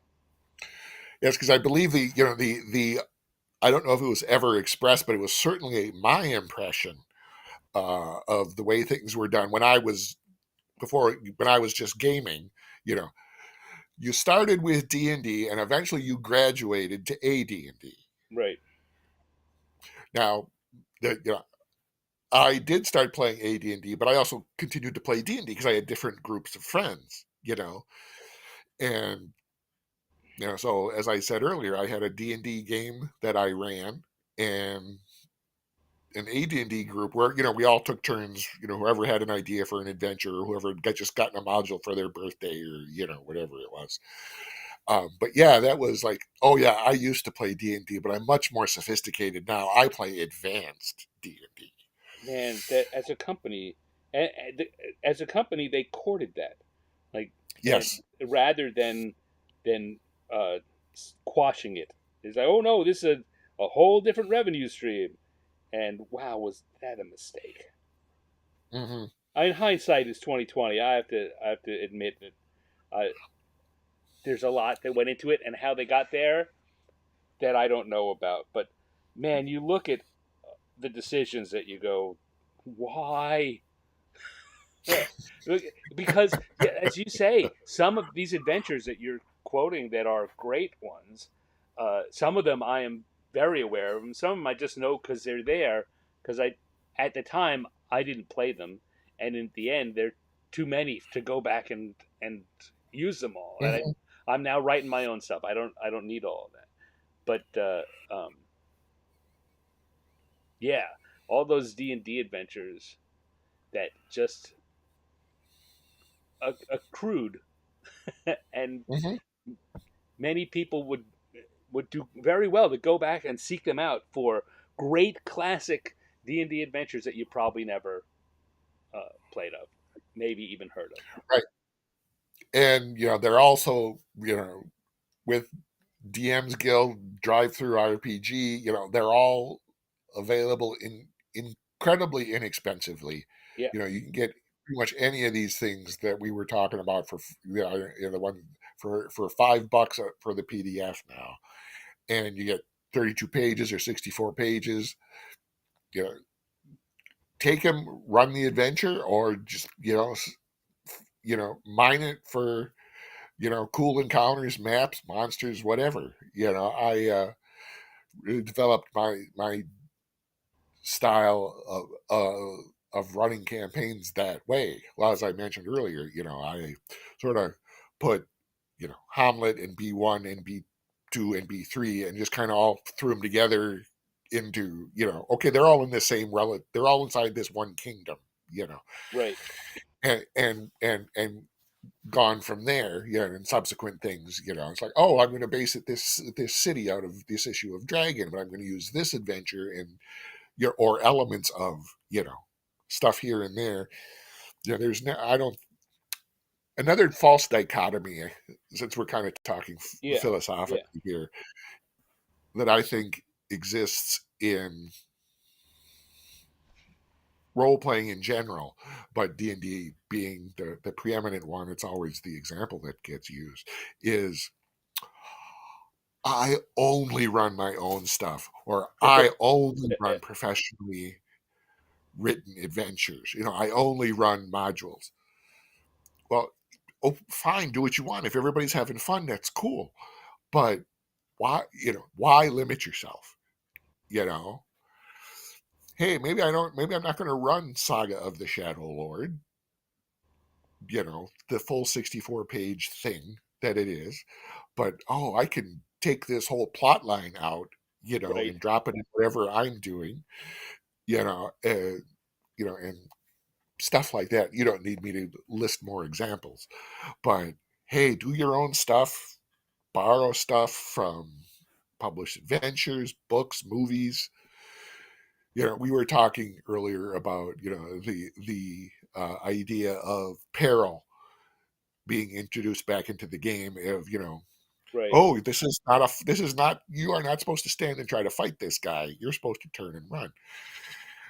While you were talking about that, Stan, I was envisioning the finale of that opening sequence, Raiders of the Lost Ark, where Indiana Jones is running to the river, followed by an entire tribe Right. of natives. You know, this is not an adventure that's his level. You know, his game master didn't check the CR before he let Indiana walk in, or he let Indy walk in there. You No, know, I just imagine this him is, running down the hill going, "Not fair." yes. Instead of Jock, start the plane. Jock, start the plane. What was I going to say? Uh, now, now I'm thinking and drawing, and I'm thinking about talking and thinking about drawing at the same time, which is no good for you. I'm going to stop drawing for a second. Um, yeah, there's a lot of that. The thing that came up a lot at the time, it, in the just the role you're talking about. In fact, I think the preeminent example of that was Dungeon Magazine, Mm-hmm. right, which came out either bi-monthly or monthly, depending on when you're talking about it, and had Yeah. more adventure than you could possibly use. And I knew a Mm-hmm. lot of people who had said, "Why should I get that? I can't use that. I don't want to run someone else's." Same things you were just saying, um, but the amount of really good poachable material, whether it's just the awesome maps or an NPC or an encounter from within one of Mm-hmm. the adventures, or this if you just you could switch some of the proper nouns out and make it part of your campaign. It fits perfectly Mm-hmm. in there. It was such a great resource that a lot of people just dismissed for exactly the reason you were describing there, Dale. That I only run stuff that I make. Mm-hmm. Yeah, Fools. in my era of the magazines, it was bi-monthly, so there were 6 episodes a year, and there were 3 to 5 adventures in every issue, depending. Later on, we even I don't know if this was Wolf Bauer's idea. It probably was. He came on board to work with Dungeon and Dragon, and he The idea of the magazine Dungeon came up with a feature that I think we called side quests. It Right. was one 2-page spread. It was like one encounter, maybe two. You know, okay, here's an abandoned inn or a seemingly abandoned inn on a in an edge of a spooky forest, and okay, here's what's inside, here's what's going on, there's a little bit of a plot there, you know here's some things to interact with, and here's a couple of things to fight. Boom. you know Yeah. one 2-page spread in the magazine, you can drop that anywhere in your campaign. And that was specifically designed, just take this, photocopy this, it's a 2-page spread, boom, just take it and use it. I still, on my shelves at home, have dungeon adventures from magazines issues from that era that have some of my favorite adventures that I've ever written. I'm sorry, that I've ever read. Mm. Uh,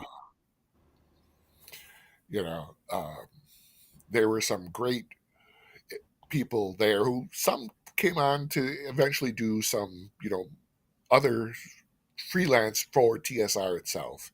And there were actually a couple of products late in second edition that tried to that pulled a few of the adventures from various issues of Dungeon and put them into like an adventure anthology and put those out into the world.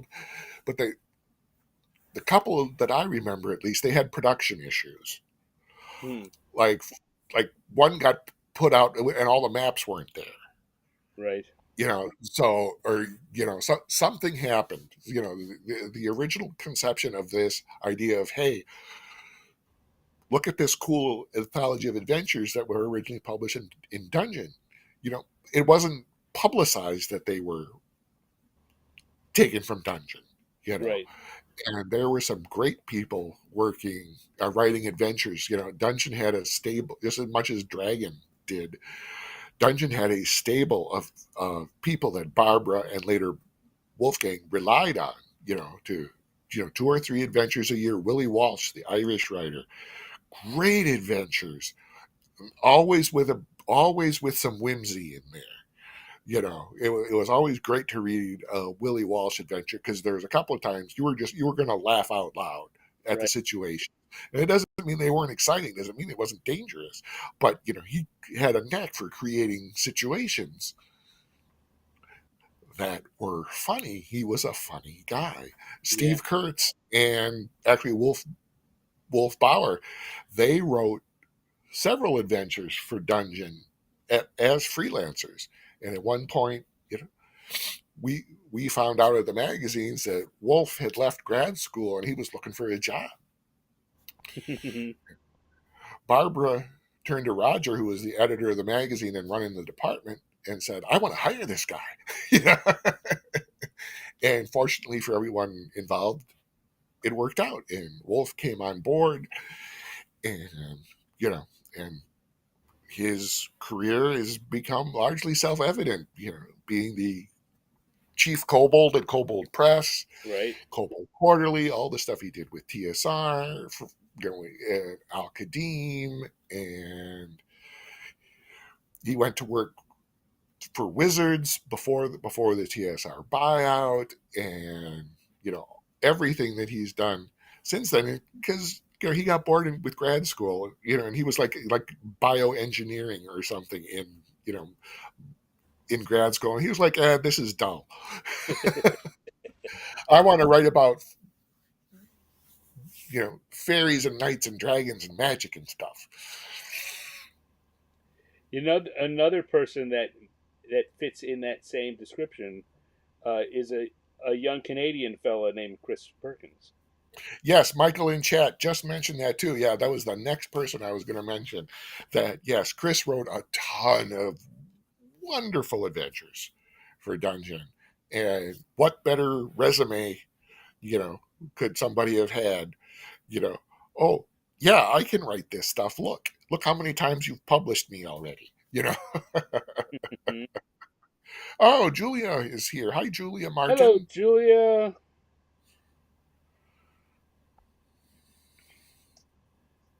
Um, What's your favorite D&D adventure slash module?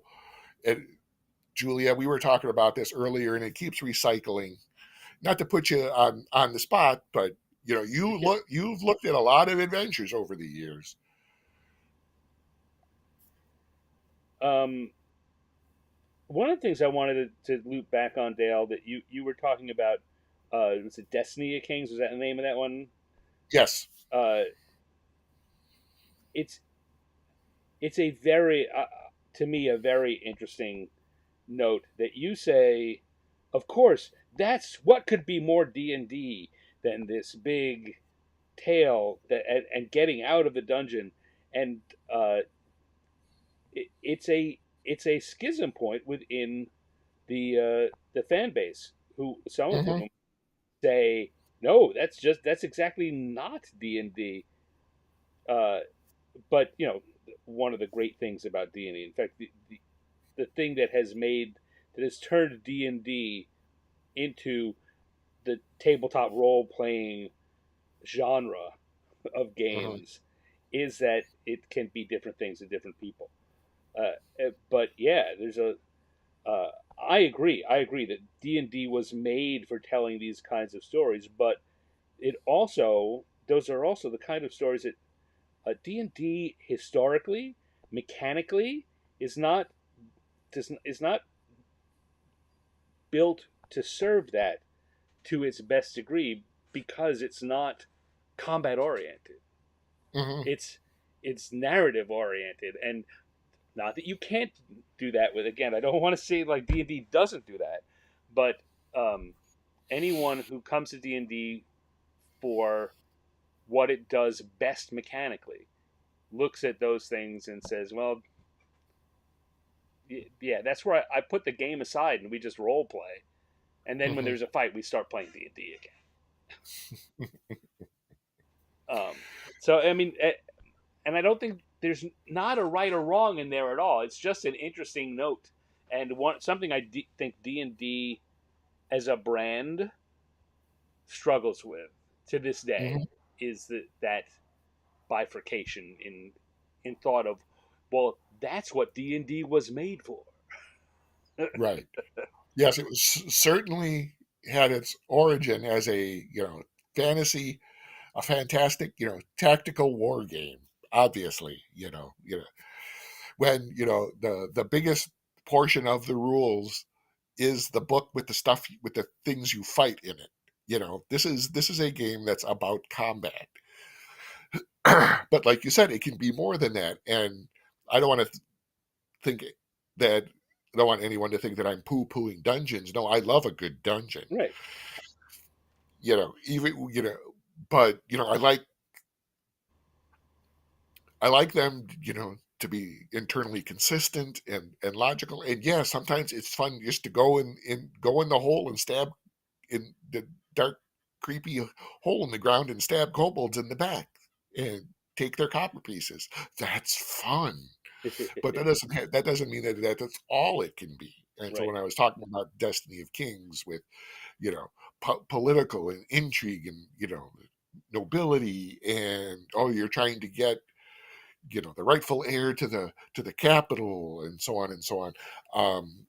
One of the other it was not a published adventure. It was an adventure I played in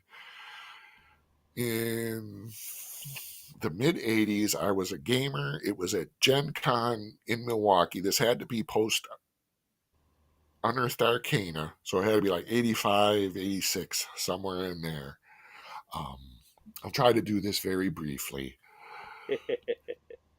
Dale, We were this The is the whole party was. Go ahead. I said, Dale, this is the storytelling episode. Go for it.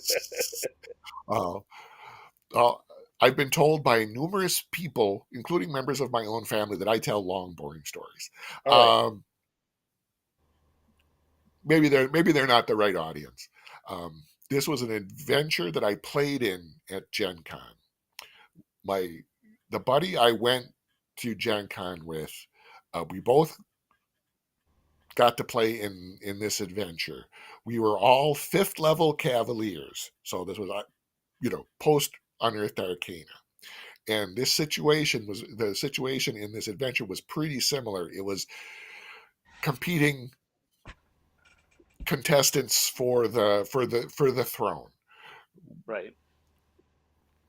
But instead of just trying to get the one guy we liked, there were three or four uh, potential candidates for the throne, and the DM had worked it into our backgrounds that some of us preferred one, and some of us preferred another. There we had loyalties built in, and so a large portion of this 4 hour block was referencing, what you said. We weren't, we were role playing. We were like, all right, we got to pick one guy, who we're going to support. And so it was, you know, petition for your candidate's claim, to the people at the table, you know. Right. And after a while, some great role playing, because this was set up so well by the game master. We chose a candidate. It's like, okay, then we got to get to him. We got to protect him, and we got to try to get him to the capital. But all the candidates we hadn't chosen had also been mobilizing, their supporters.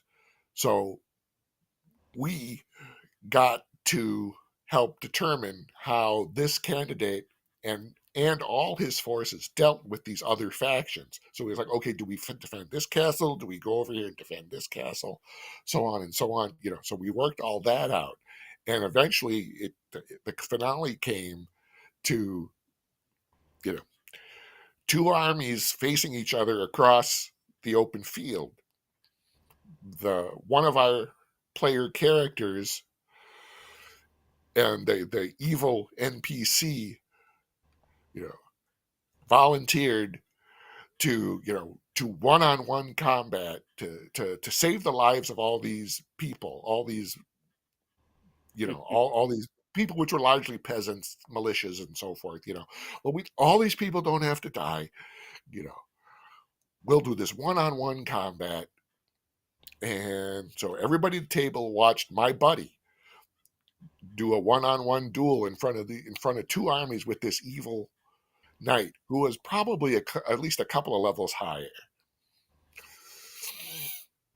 And the battle went on and on and on. And if he had rolled really well, I still think our guy could have defeated the evil knight. But he didn't roll well enough, Oh. because he was out. He was fighting a more skilled, quote, higher level NPC. So he went down. He lost the one-on-one duel, and of course, when he goes down, prompted by us, everyone on his side, started mercy, mercy. Don't kill the guy. Don't kill the guy. Well, of course, the evil NPC knight killed him. Killed our PC friend and my buddy's character. So at that point, it was on, and the whole big battle played out. And we had tried to arrange, our tactics and so forth, how our forces were going to do. We ended up winning the day. Our claimant ended up on the throne, and yeah, in the denouement, the game master said, well, your guy made it to the throne. He's very grateful. Yeah. And here, you get this guy's castle. You get this guy's castle. We all got castles and lands out of the deal. And in the best final touch, the game master donated the evil NPC knight, who of course we all ganged up on and killed. Donated all his lands and chattels and castles and everything to my buddy's character's family. So even though he had died on the field of valor, his family was set up forever. So now, how long was this event? This was a 4 hour Gen Con slot. We did all that in 4 hours. And we were exhausted but exhilarated by the time that Yeah. slot ended. And in my folder of D&D characters that I've played over the years, I still have that character sheet printed out on a dot matrix printer. Now that's a memorable adventure.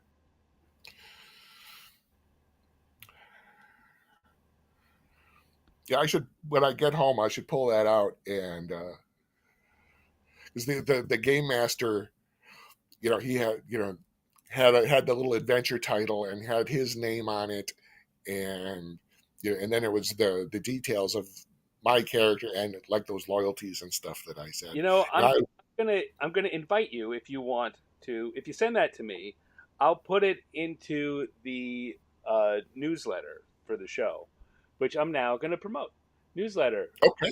years in the dungeon.substack.com. In fact, if you want to write that up, I'll print it, but I don't want to ask. That's more work for you. I understand that is me asking you for free work. On the other hand, it is a great story, and I would love to see that, and you of course could put it anywhere else you wanted to, but yeah, I'll put that into the newsletter so folks can see the character that you've been talking about. Oh, I think that's a terrific idea, and I'll let my buddy know to see if he remembers anything about it. Because uh, I'm sure you've heard me refer to this buddy of mine before, my I friend was for about to say 50 your years, buddy, my your buddy buddy Leon. Leroy, Leon. Leon, Say yeah, I was pretty sure yes, that's who you were going to be talking about. yep, he was the first person I corrupted into this hobby of ours, much to the chagrin of his studiously Catholic mother at the time. She's a wonderful lady, biggest heart in the world, wonderful woman. She was like, she was a mother to everybody on the block. You know, all Leon's buddies. We'd go into his house. It's hi mom. It's 4 or 5, 6 guys. Hi mom. It's all wonderful woman. But she wasn't too sure about this whole D&D thing. Because it was the Satanic Panic and Right. stuff like that. But she never forbade him from doing it. She just didn't want to see it. If he kept it in his room, it was funny. He kept it in his room, it was okay. But if he left the stuff laying around in the living room or something, she saw it, she'd pick it up and temporarily confiscate it. And that happened a remarkably large number of times in my memory anyway. Of course, it may not have, because memory's not terribly trustworthy. Right. But I just seem to remember how many times, oh guys, I can't play. My mom has my books. Again, you know, Keep them in your why do you room. bring Clean them up out after of your yourself. room? Yeah, just leave them in your room. Come on. Like I said, maybe that didn't really happen, but that's the impression I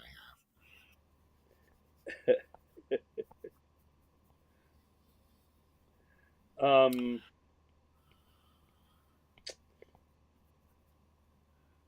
all right. have. Thank you, Chris. I'm We've been glad you talking for enjoyed this. more than 2 hours at this point, and Yes. uh, I'm okay. I'm having fun. I just looked up. Oh my God! It's 8:15. Um, gone, I'm gone sorry, quite I'm a not laughing at ways. you, Stan. Michael in chat just said, that sounds like how my dad handled our found porn, LOL.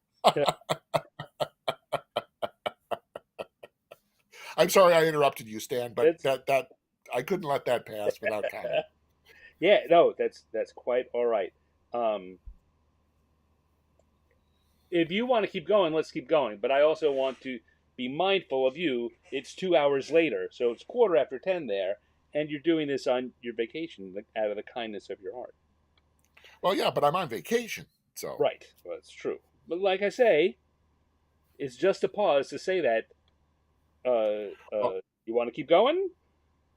I appreciate the pause, but yeah, I'm ready to All keep right, going let's for. keep going. In fact, while we're paused, I will zoom out a little so folks can Yeah, see the whole of this is where we've gotten tonight. For those of you who might have forgotten, this is where we started.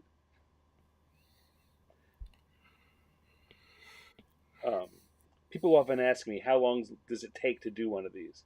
And the truth of the matter is, I enjoy doing it so much. I'm not 100% great at judging exactly how long it is.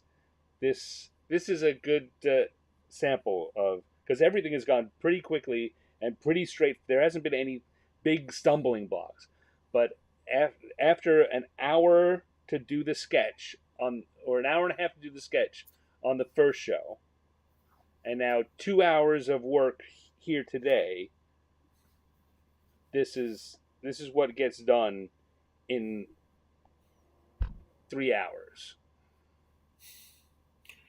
which is amazing in and of itself, Stan, that you can not only create art of the quality that you do, but you do it in the time frame and with the distractions that are present in these circumstances. And hi, Fox Trick. Thank you for joining us tonight. Hey, Um, Fox Trick, thanks for coming on in.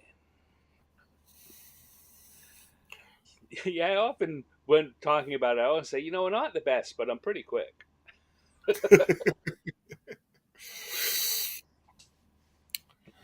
I'm tempted to use what is, I think it was a Seinfeld line, you know, in response to that, but I don't know if I should.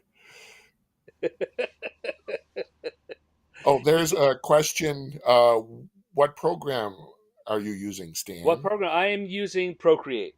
I do all this on an Apple iPad Pro with Procreate and an Apple Pencil.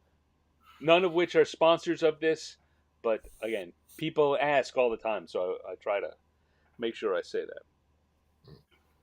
Um, David Shepard asked me a question. Unless you have more art stuff you want to talk about, Stan. No, go ahead. Okay. David asked what my inspiration was for the Spelljammer monster, the Magistar, that appeared in Polyhedron issue number 55. First of all, thank you for remembering that. That's incredibly flat. Um, there's a People story are behind the amazing. Spelljammer Monsters Compendium that I think I'll tell. I believe this was before your time with the company, Stan. Yeah. So, um, at Gen Con every year, um, there were the whole TSR staff all worked 32 hours for the 4 days of convention. So that was our schedule. We had to work 32 hours the 4 days of Gen Con. So 8 hours a day. Now, of course, we also had, some of us were also doing setup and tear down and things like that. But They one got of the a things, lot of work out of us for Gen Con. yes, they did. But one of the things that we liked best was usually Friday or Saturday night, we would host the TSR industry party. We'd host an industry party that TSR would pay for, that anybody in the industry, we didn't do formal written invitations or anything like that, but it was word of mouth. Hey, people from West End, Chaosium, and freelancers and artists, if you worked with TSR, if you were in the industry, hey, come to the industry party. It was not open to the public, but it was a chance to network and have fun and have a couple of drinks and talk about some of the things that we're talking about here. But of course, there was a cost involved. TSR had to rent the room and buy the alcoholic beverages and non-alcoholic beverages and sometimes snacks and things. Now, I don't know whose idea it was, um, but it was brilliant. The idea was, well, Spelljammer was new, so this was like 90 or 91, if I remember correctly. And there was a monstrous compendium for the Spelljammer setting on the schedule. Someone had the idea, instead of contracting this out to a bunch of freelancers and paying a few $1,000s to these people for their creativity for creating these monsters, we would prepare it in-house by the staff for free,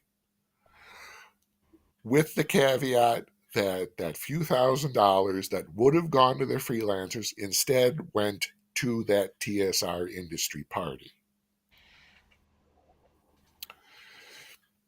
That's a great idea.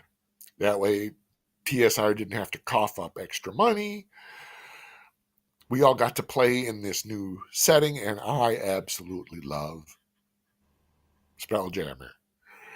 It's, it's pirates in space. It's sailing ships in space. Oh my gosh, that is right up there. That's one of my favorite settings to this day. So the deal was, people who wanted to take part, you didn't have to, but if you wanted to take part, Jeff Grubb was kind of directing this product because he had written the Spelljammer box set. Everybody could write 3 monsters, 3 creatures to appear in the Monstrous Compendium. I wrote 3. The Magistar was one of them, but that one actually got cut from the Monstrous Compendium itself because, if I remember correctly, one of the things the Magistar did was it allowed passage through the crystal sphere out of the solar system of whatever world you were in, gray space for realm space for the realms and so forth. The Magistar acted as a portal through the crystal sphere to get you out into the phlogiston, the ether, the weird rainbow-hued fabric of space-time that was between these crystal spheres that basically contained solar systems. A lot of people created creatures or beings of some sort that allowed that very same thing to happen. It's a common idea. Okay, well, it's hard. It's hard to get through the crystal sphere. You have to have something special. Okay, a bunch of us came up with ways or beings to do that. The Magistar was one of the creatures that I created, and it was like, well, we don't need that in the Monstrous Compendium. There are enough other creatures that act as that portal, so it got published in Polyhedron instead. The other 2 creatures that I created, I was quite proud of at the time, and am to this day. This was very early in the 2nd edition of AD&D, and at the time we wrote the Monstrous Compendium for Spelljammer, there were no Githyanki or anything yet in 2nd edition. I had mentioned how much I loved Spelljammer because it was pirates and stuff. I love pirates. I love Githyanki. One of the creatures I created was the Pirates of Gith, which was basically the Githyanki, but instead of when they fled the Mind Flayers, instead of going to astral space, this group went to Spelljammer. That's where they fled from the Mind Flayers. So I thought that was cool. Jeff Grubb liked the idea, so that showed up in the Monsters Compendium, and later showed up in the Spelljammer comic book that was published by DC. That was hugely exciting to me, because something I created appeared in an actual comic book. They were the bad guys in one story arc, of a few issues. The other thing I created was the Space SCA, Space Sea Giants, which were very much inspired by the giants from the Chronicles of Thomas Covenant, the Unbeliever. The Saltheart Foam Follower, and so forth. They were the giants in that world were the explorers. They were the sailors. So I thought, sailing, Spelljammer, sailing ships, boom. I put them in, and they sailed around in giant stone ships. And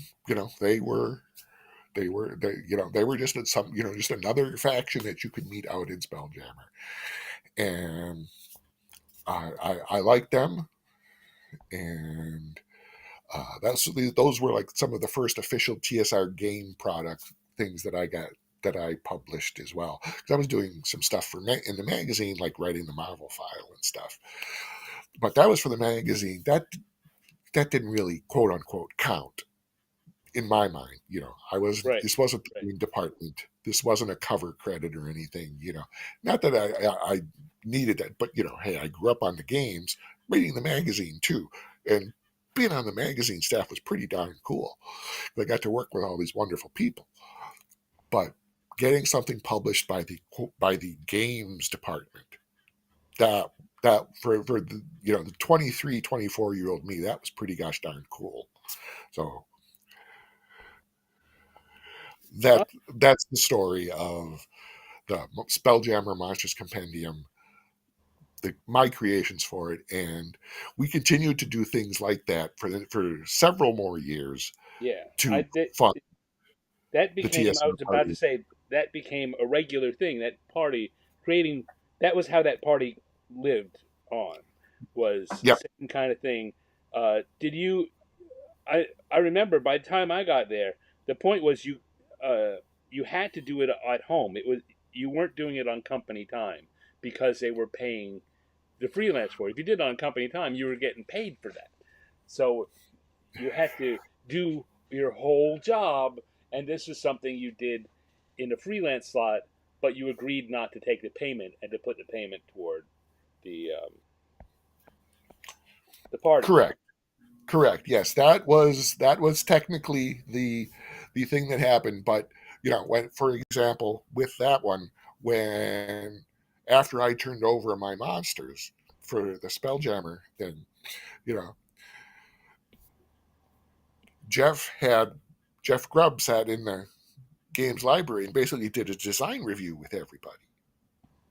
We had turned over our first drafts, and this was during the day.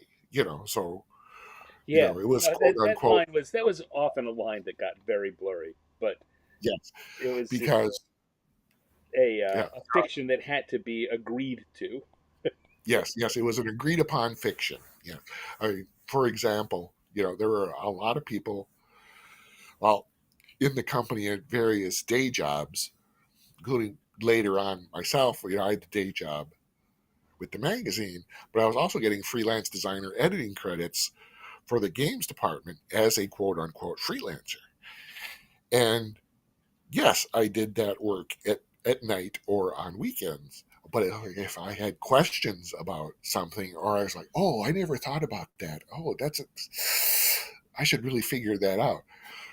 You know, I would during the day go into Bruce Hurd's office, or you know Troy Denning's office, or somebody's off. Whoever it was, Yeah, Bruce Nesmith, Bill Connors, Tim Brown, whoever was the person was in charge of that product line or whatever. It's like, hey, Tim, I'm working on this thing for freelance, and I came across this thing and I wanted to ask you about it. You know, I mean so that yes, that yeah, was that was one of the that it's any freelancer will call in if they have questions. When you're working in the same building, it's a lot easier to just walk over and say, "Hey, yeah, answer my freelance questions here on the clock." yes. I'm thinking of doing like maybe this or this, and you know, depending on which way it goes, it could take it in two kind of really different directions. Which do you think I should do? Hmm. Which sounds better to you? Because I'm the freelancer. I'll do whichever one you want me to do. Because I think they're both good ideas. They could both sustain what this product is. But what do you like better? you know? The later on, the I think Bill Connors was the person who took over organizing the party, the designers Yes, party. So that's correct. the Children of the Night series for Hmm. Ravenloft, there was one a year for a while. They were um, the projects that funded that party because Correct. everyone did a ghost. Like it was Yeah. a kind Yeah. of The first one. Yeah, The first one was ghosts, as I recall. Yeah. right. Or did a creature that was a so there's children like Hmm. ghosts and created and there were at least one or two others. Hmm. Yeah, there was. Yeah, all the creatures in it. Yeah, they were produced that way. I think all of them were. Yeah. Yeah, and I remember the one I did because I was so excited I was getting a chance to work on Ravenloft because I was still on the magazine. I think I was still on the magazine at the time, and I was a big Ravenloft proponent and a big Mask of the Red Death proponent too. When after Mask of the Oh, I Red Death love came Mask out, of the Red Death. I expressed my love of it to Bill and some of the other people in the building, and you know, Bill came up with some name about we were the secret cabal or something. There were 3 or 4 of us in the building and a couple of people, freelancers. Lisa Smedman, I remember a couple of them. It was like, hey, if you guys want to write more Mask of the Red Death stuff, give it to Dale at Dragon. He'll publish it. And it did publish some great Mask articles. The Children of the Night thing, the Ghosts was, I think, the first one that was the party, the designers party. And Mm. I was again pretty proud of the thing that I came up with. Um, they were all ghosts, and this was my ghost was a guy who had been a werewolf during his lifetime. So for 28 days out of the month, he was a human ghost, but during the nights of the full moon, he was a werewolf ghost. That's awesome. Yeah, and then I think the next one was, I think, beasts, and it was like, okay, what can I do with this? And I racked my brain, I couldn't come up with anything. I already put a werebeast in the ghosts. Yeah, it was like, can I make a can I sort of flip it and do a were ghost kind of a thing? And I never could get a handle on it. Um, my ghost, I didn't. There wasn't anything that uh, super interesting about my ghost. I but I based it on a ghost story, which is um, which has been pretty famous, right? I just don't know. Mhm. I don't, and reused and retold many different, uh, in many different ways over the years. Um, the with the story of a child who tells you that their parent is ill and can you help, and Mhm. and turns out that the child is a ghost. Right. Um, and but through the adventure that yeah, I wish I could remember more clearly exactly what I did. There, you thought there was another ghost. You thought that the ghost involved was a some other aspect of the adventure, but in the end, the kid who hired you to start this was the ghost. Okay. And and I remember it took everyone I showed it to by surprise. And I'm like, really? That because this is something that that's the twist. Otherwise, there's no twist in this story. Mhm. But yeah, we just thought you did a very basic ghost thing. Oh, well, worked out pretty good. Yeah, exactly. Surreptitious posts, where ghost space pirate sounds like a Scooby Doo villain or an alt rock band. Oh yeah.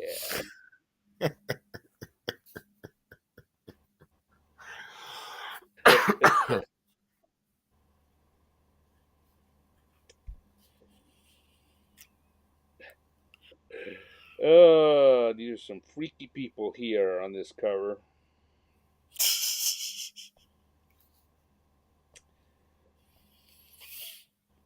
Yeah, I'm not even sure that's who we're saying it is, but It's, I think that's a decent guess.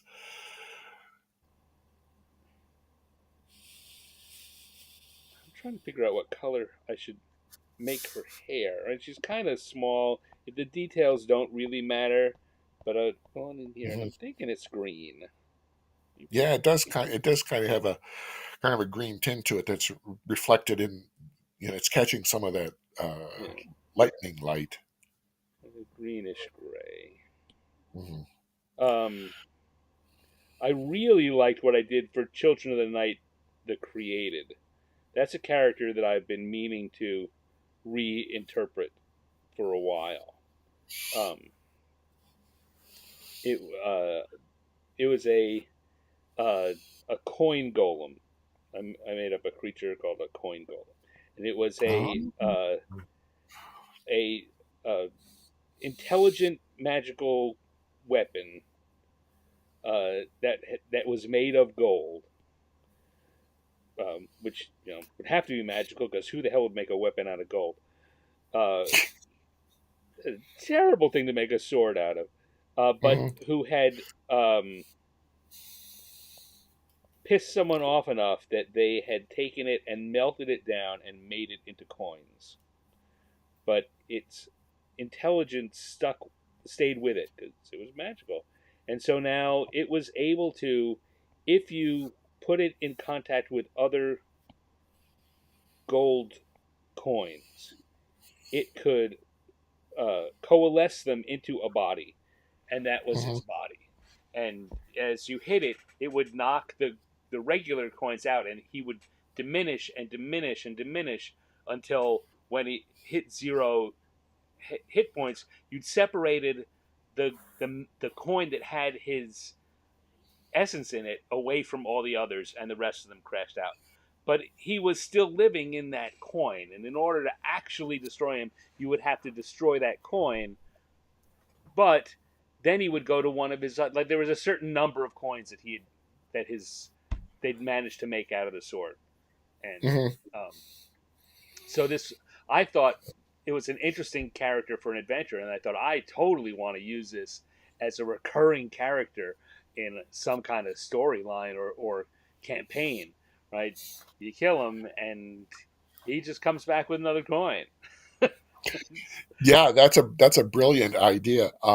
Totally different execution, but Yep. I'm reminded of the. It was originally a Spanish TV series that Netflix picked up and played. It was called. I think it was Netflix. It was called 30 Coins, Mm, and it was very much a horror show. The 30 coins were the 30 coins, the 30 pieces of silver that Judas was paid to right. betray Christ. And throughout the history since then, there were lots of different people and or, factions, secret societies, groups who wanted to gain possession of all 30 of these coins because if any side ever got all 30, they could do Right. magical, you know, good or more likely horrific things. And very cosmic horror, very kind of Cthulhu or Lovecraftian, I should say, cosmic horror stuff. Set in the modern day, using the modern church, using the Catholic Church as the force for good. Set in this small Spanish village that the opening, if I remember correctly, is the village priest had passed away, and so the church was sending a new priest to this little isolated, completely unimportant Spanish village. And this priest shows up, and oh my gosh, he does not look Well, he's or sound like a Catholic priest that would get sent to a sleepy little Spanish village. He's his head is shaven. He's got a big bushy beard. He looks tough. You know, he's been battered around by life. And as the show starts to play out, you can tell, oh, he's a boxer, because at one point, he's wearing the collar and the shirt, but it's a sleeveless shirt. And oh my God, does this guy have guns? He's got the biceps, and it's like, this does not look like a normal Catholic priest. And of course, he's in on the secret of the 30 coins, you know, because the bad guys have most of the coins, and of course, nobody knows where the last few are. But, you know, there might be one connected to this village somehow, but no one's ever been able to find it. Yeah. But they got we got to send one of the somebody who can do something about this, and it plays out from there. And they did, I believe it was 2 seasons, and great if you like cosmic horror kinds Hmm. of stuff. Definitely recommend watching it. 30 I remember coins. hearing about it. I've never seen it, but you've reminded me that is something I've wanted to see.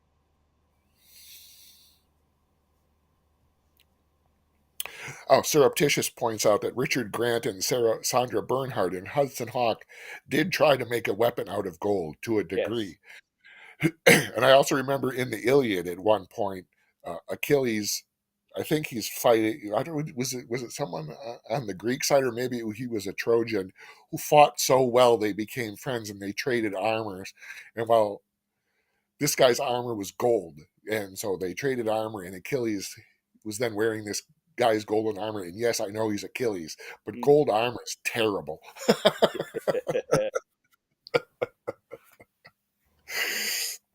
Just like gold weapons, it's a soft metal, people, And it's heavy.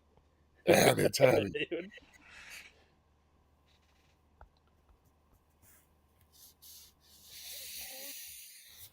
um. Nope. Lost it. Whatever I was going to say, gone. Yep, all that's okay. Um, let's see. Well, what have you seen recently? Watched TV, movies, streaming, cable. Have you seen anything that's really been interesting, holding your interest, Stan? Anything you would recommend people of our ilk to watch? Um. So I've been recommending to people. I one of there's a YouTube channel that I watch pretty regularly that basically just goes over here are things that are on different services for free, like good movies that you should watch that Hmm. normally might be paid but are free now. Check them out. And sometimes it's Sorry, that was me. okay. Sometimes it's stuff you've heard of, and sometimes just these are overlooked things that you might want to give a try now. Hmm. And in one of those videos, um, it was uh, it was things that you may have overlooked, but you should probably give this a try. Uh, and it was um, Ryan Johnson's second film. Ryan Johnson, the guy did Knives Out and Hmm. a bunch of, I mean that's and the Poker Face show that's on Peacock. Oh, I didn't realize that was him. Yeah, no, that's him. That's him. Uh, Oh, it's another reason to watch it then. I've been wanting to watch it because, Natasha Lyonne, such a right, great actress. right. But Anyway, his second movie, and I mentioned this to the folks in our Saturday night group, which are a lot of ex TSR folks. His second movie was called The Brothers Bloom. Um, I know of this, but I haven't seen it. But continue, please continue. yeah, As a matter of fact, talk I for a second or two if you don't mind. Talk for a no minute or no. two if you don't So mind. I had actually never heard of it. Um, Although I'm a huge fan of uh, Johnson's, and I love his first movie Brick, and so I was surprised that somehow I just now it came out in 2008. It's got uh, uh, it's got a good cast. Who right now I'm blanking on everyone's name, uh, but Rachel Weisz and Mark Ruffalo and Adrian Brody are the three main stars, and it's just a great heist movie. You know, written by, and it feels like something which is, yeah, this guy is going to go on to write Knives Out. This is in that wheelhouse, and it's really good. And it's a kind of movie that pays out a second viewing. Right? You see things that you didn't see the first time, that you really couldn't see without knowing where the movie was going. So I've been recommending that to a bunch of people. It's free on Prime. If you have a Prime subscription, uh, you can. I don't know that it's free forever, but currently, or the last I checked a few weeks ago, it still was free. Hmm. So I highly suggest, if you like heist movies, if you like Knives Out, if you like any of the Ryan Johnson's um, action or mystery style uh, films, it was just terrific.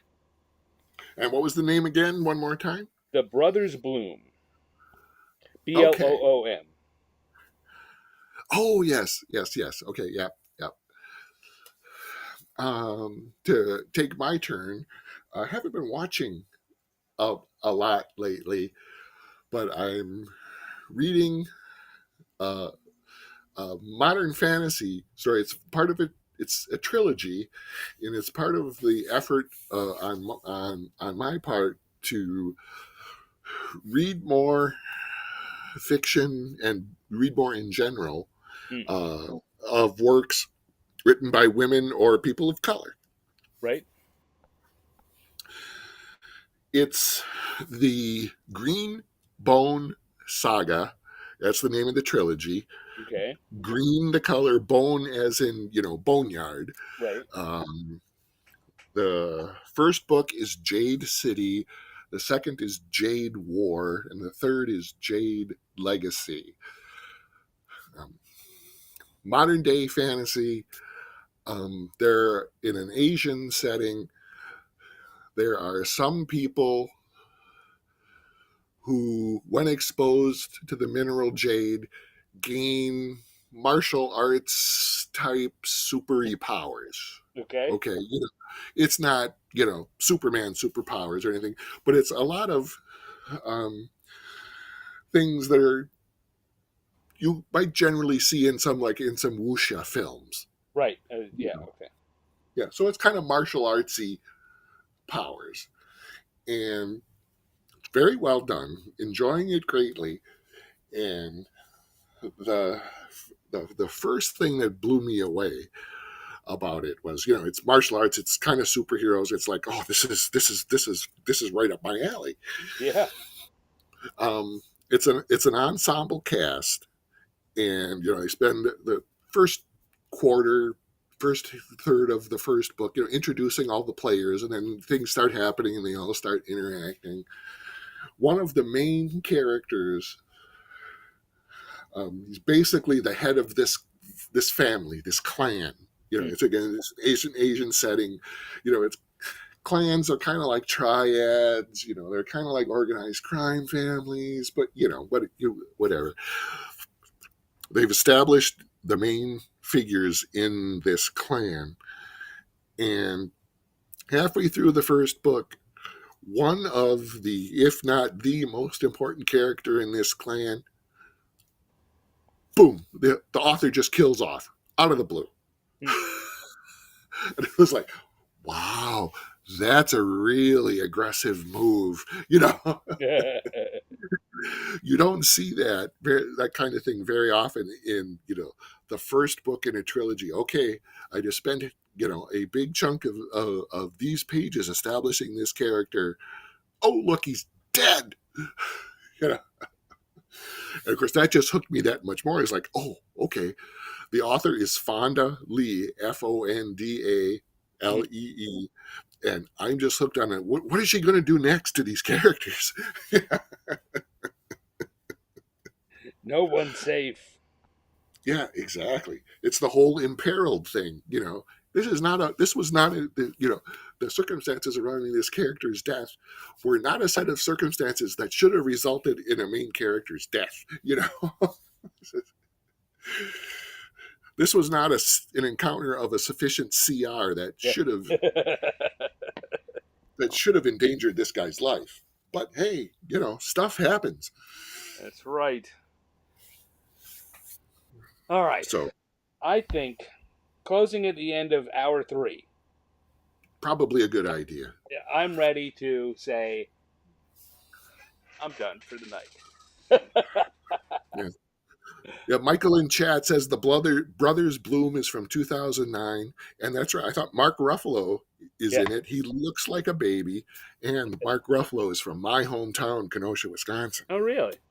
Yes, I did not there know. are there are quite a few Ruffalo businesses and so forth in and around Kenosha, and I saw Mark Ruffalo on Graham Norton once, Yeah. and they were asking him about his youth and so forth, and he said, "Well, yeah, before I really decided, what I wanted to do with my life. I wanted to do acting, but I didn't know if I could make it or anything. I hadn't committed to it yet. And so I I graduated from high school and I went to work for one day in one of my family's businesses. And he described it was like sandblasting or something, Yeah. Yeah. And he said, I did that for one day and I decided, nope, I'm going to be an actor. All right, Chris Andy says before we wrap up, with Venger there lurking in the background, who was your favorite character on the D&D cartoon? Yep. That Michael just posted. Yeah, we had Yeah, talked about Diana. this a little bit earlier. We did say Diana. Diana was the best, but Yeah. I I do just love Dungeon Master for his Mhm. fuck you-ness. Yeah, the sort of much less helpful Yoda. Yes, absolutely. If Yoda was a jerk. On the other hand, just looking at it as clearly, right, that cartoon was made for kids, and that Mhm. changes the level of everything storytelling wise. But in the end, he really wasn't that much of a jerk. He told them exactly what was going to happen, and they then decided not to pay attention to him. Yes, that's true. Oh, it's not like he's been right every single time before. Yeah. What does that mean? Oh, you're not helping. Oh, for God's sake. Yeah, exactly. You figure it out. Yeah. As surreptitious says. He had to speak cryptically. He couldn't just, he just couldn't lay it out there. He's like, come on, you guys got to do some of the work. I think, the kind of jokes that we used to tell in the offices about it, right? We're like, no, we just grab him. He shows up, roll for initiative. I grab Dungeon Master. I'm like, you little fucking troll, just get us out of here. In order to, no, shut up, just open the portal. Take us home. Yeah. Since some of my favorite things from that show were the most ridiculous ones. Like, got a whole adventure for Dungeon Master to get his girlfriend. All right, you've got your girlfriend. Send us home. Just,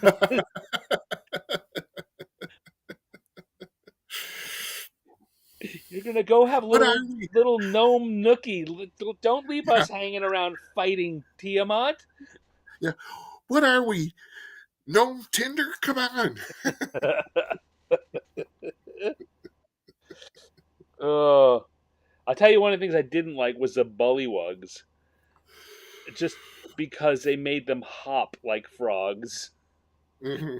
Remember that at the end they were all like, hop, hop, hop, hop. Oh, it just looks dumb.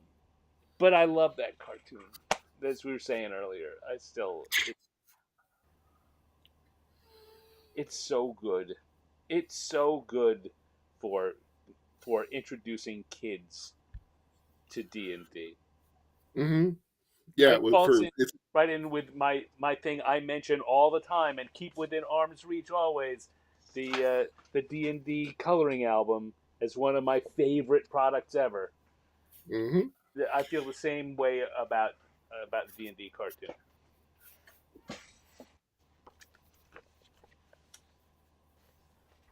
All right, so let me see what's I clean up next to my desk. I'm gonna say we're gonna stop here. 3 hours of work has gotten it this far. I will hopefully over the rest of this week. I've been doing a pretty good job of getting one a week completed since I started this show. This type of episode uh, going in. It's done a good job. The if you are a member of the free newsletter, the 50 Years in the Dungeon.substack.com, today, if you are a paying member, today I released a process video for one of the drawings. Because I work in Procreate, it automatically will generate a video that shows that unveils step by step each thing I do into a video, and you see the drawing kind of come to life. Um, and so I've made that a reward for the paying members. There's a lot, almost everything that goes on in that is free. You just have to be a free member. But paying members get to see the videos. And I uploaded the video for the Mordenkainen one today. Mm. So there you go.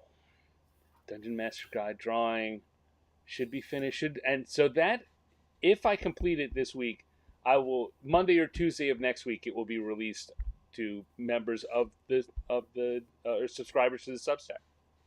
So come on in, join the Substack. It's fun and it's free. Join the Substack. Substack. Um, so I'll come back to just us up here. Other things I want to tell people are I have a Patreon. No, really, I'm going to be listing ways you can pay me now. So I really should spend more time doing that because I want people to give me money. But Patreon, there is a free version you can sign in there. I make sure that every piece of art that I release publicly is gets posted in the Patreon, so it'll show up in an email, so you don't have to worry about finding all the stuff I'm doing here or there. It will come to you in an email. And if you are at the higher level, the higher paid level, I send stickers every quarter. I send out stickers, and I sent out these 2 stickers to the people at that level this week. Their second quarter sticker award went out. So there's that.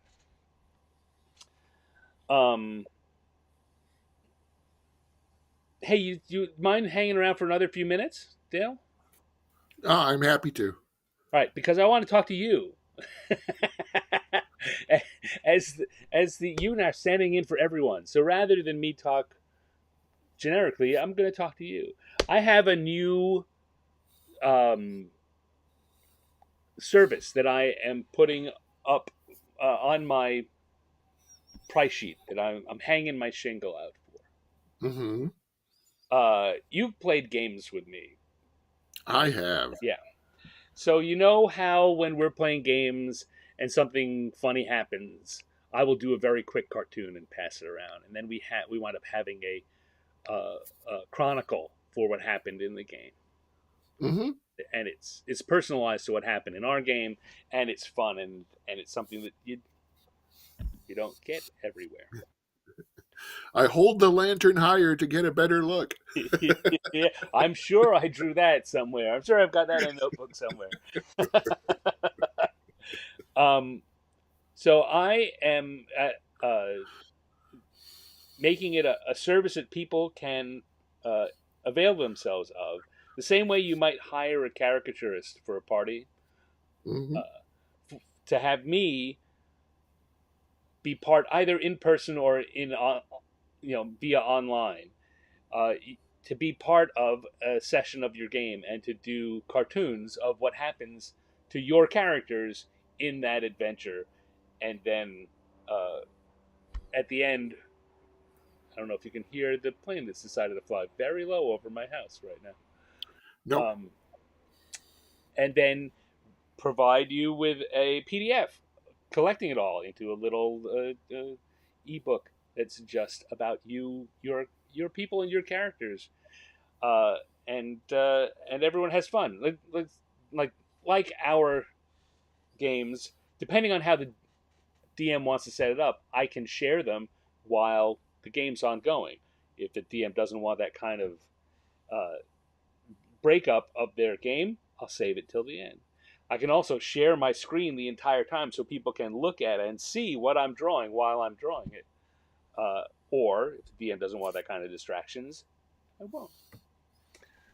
But I'm making this a service that um, that folks can purchase. Well, that's a wonderful idea, Stan. And just reflecting on the talks we've had tonight, if I had any particular strong images of my Cavalier from from that Gen Con session, that could have been something pretty cool. But there were no visuals or anything Right. associated with that. Yeah, I mean, it's the kind of thing that the challenge that I'm having is that this is not a thing that exists in the world, and so I've got to name it and I've got to make people aware that it's a possibility. Mhm. I'm talking to Well, different companies I know and maybe some online streamers mhm. about doing just doing it free for exposure, which I'm against in the art world in general. But I'm trying to create a new thing, so it's important. Well, you do have uh, a bunch of examples of this sort of thing in the Yeah, Damn It Owen book, do you not? I think you should talk that's a about that. similar thing. Yeah, the Damn It Owen book, which I could hold up now, but I'm not sure. I guess it's still you can buy this on uh, um, the drive-through. You can still go find. It's published by Rogue James, and it's a Damn It Owen book of cartoons. These are things that I drew uh, based off stuff that Owen has said online. And Mhm. And that being Owen Casey Stevens, noted game designer oh yeah, and friend. uh, so these are. It's a little different. These are, as you may have noticed, are more complete than what the very quick scribbles tend to look like. Um, this is closer to the kind of thing that would come in in the basic version of what I'm talking about. It's a very very quick sketch, so I can do multiple of them over the course of an hour. These ones in the Owen book are about half-hour drawings, 20-minute to half-hour drawings. Um, anyway, it's an interesting thing that I think that people should be aware of, and I'm telling a lot of my friends about it. A lot of my smart friends like you, Dale Donovan, who have experience and might have feedback. And a lot of what I'm hearing is kind of like you said. That's a great idea. And then the second part is no one's going to understand that. Well, there are challenges involved, Yeah, certainly, and it would be could be a big time commitment for you. but I mean, If you're sitting in on a live stream or something, and not not making any money. and trying to not the verb I'm coming up with is force, and that's not the right verb I want to use. But Oh yeah, okay, yeah, you're on, Stan. You got to be creative now. You know, it is, but it's one of the things that I do well and comes naturally. There's certainly Mm, the actually for me, it's a lot of role playing games can have long stretches of time where nothing interesting happens, and yes, um, that would that's the point. Yeah. That's the point I was trying to make badly. yeah. If nothing's happening, it makes it harder to draw something interesting. But if yeah, there will be solutions to that, or maybe that'll be the thing that puts the kibosh on this. Is well, it only works with interesting groups. Maybe I don't I can't sell it to ordinary people. but it's another thing that could work, like I say, with live streamers. If I can get, well, I'm going to be doing it for some companies. I don't feel comfortable saying it because we're just beginning to talk about it. Hmm. On a, like, I'll do it once so their audience knows about it for free, and then talk to them if they suddenly decide they want to pay for it, or it's a Hmm. whatever. Find a way to make it worthwhile. My sweat equity will be doing it until people understand that they should pay me for it. Right. There have been a couple of good comments in the chat you should look up, and I just it was prompted by one of the things that was mentioned in the chat. I don't know if this is something you'd want to pursue, but there's an entire online aspect of Gen Con now. Mm-hmm. Gen Con online. You know, you know people who are affiliated with Gen Con. Some of those uh, game sessions they have to be live streamed, right? Yeah, That might be something that that's a good one. I hadn't thought about that. I hadn't thought about Gen that Con. could be a good marriage, and that's going to get you. And if something like that were to work out, well, people who are watching Gen Con online, they're going to get it. Yeah, Especially if they see it once or twice, and then it's online forever for people to go back and see. You can say, "Hey, I did this sort of thing for this Gen Con online live stream. Here's the URL. Go look at it." right. Yep, that's a good one. I hadn't. Like I say, I've thought about a bunch of the stuff that is being done, and I'm talking to uh, a couple of, let's say, a couple of companies that have streams, live play events that they do, and joining them for one of them, or Mm. finding someone with a one or two of the regular groups that aren't companies that just do live stream shows and um, live play shows and do that. I'm going to be at Gamehole Con in October and at Page Philadelphia Area Gaming Expo, and I will be doing this at both of those shows Oh, there you go.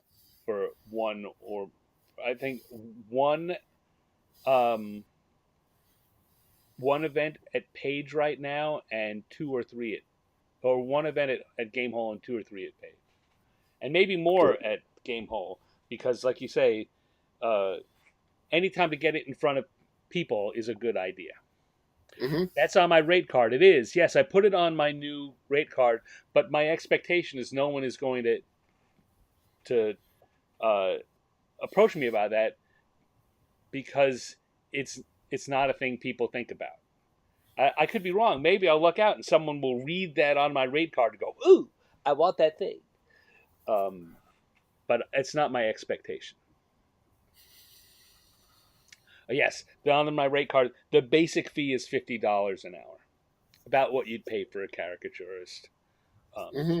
of And I think the other thing is, I think that if this does go well and it's popular, that $50 an hour is likely to go up. Exactly. Uh, but it's a reasonable rate now, and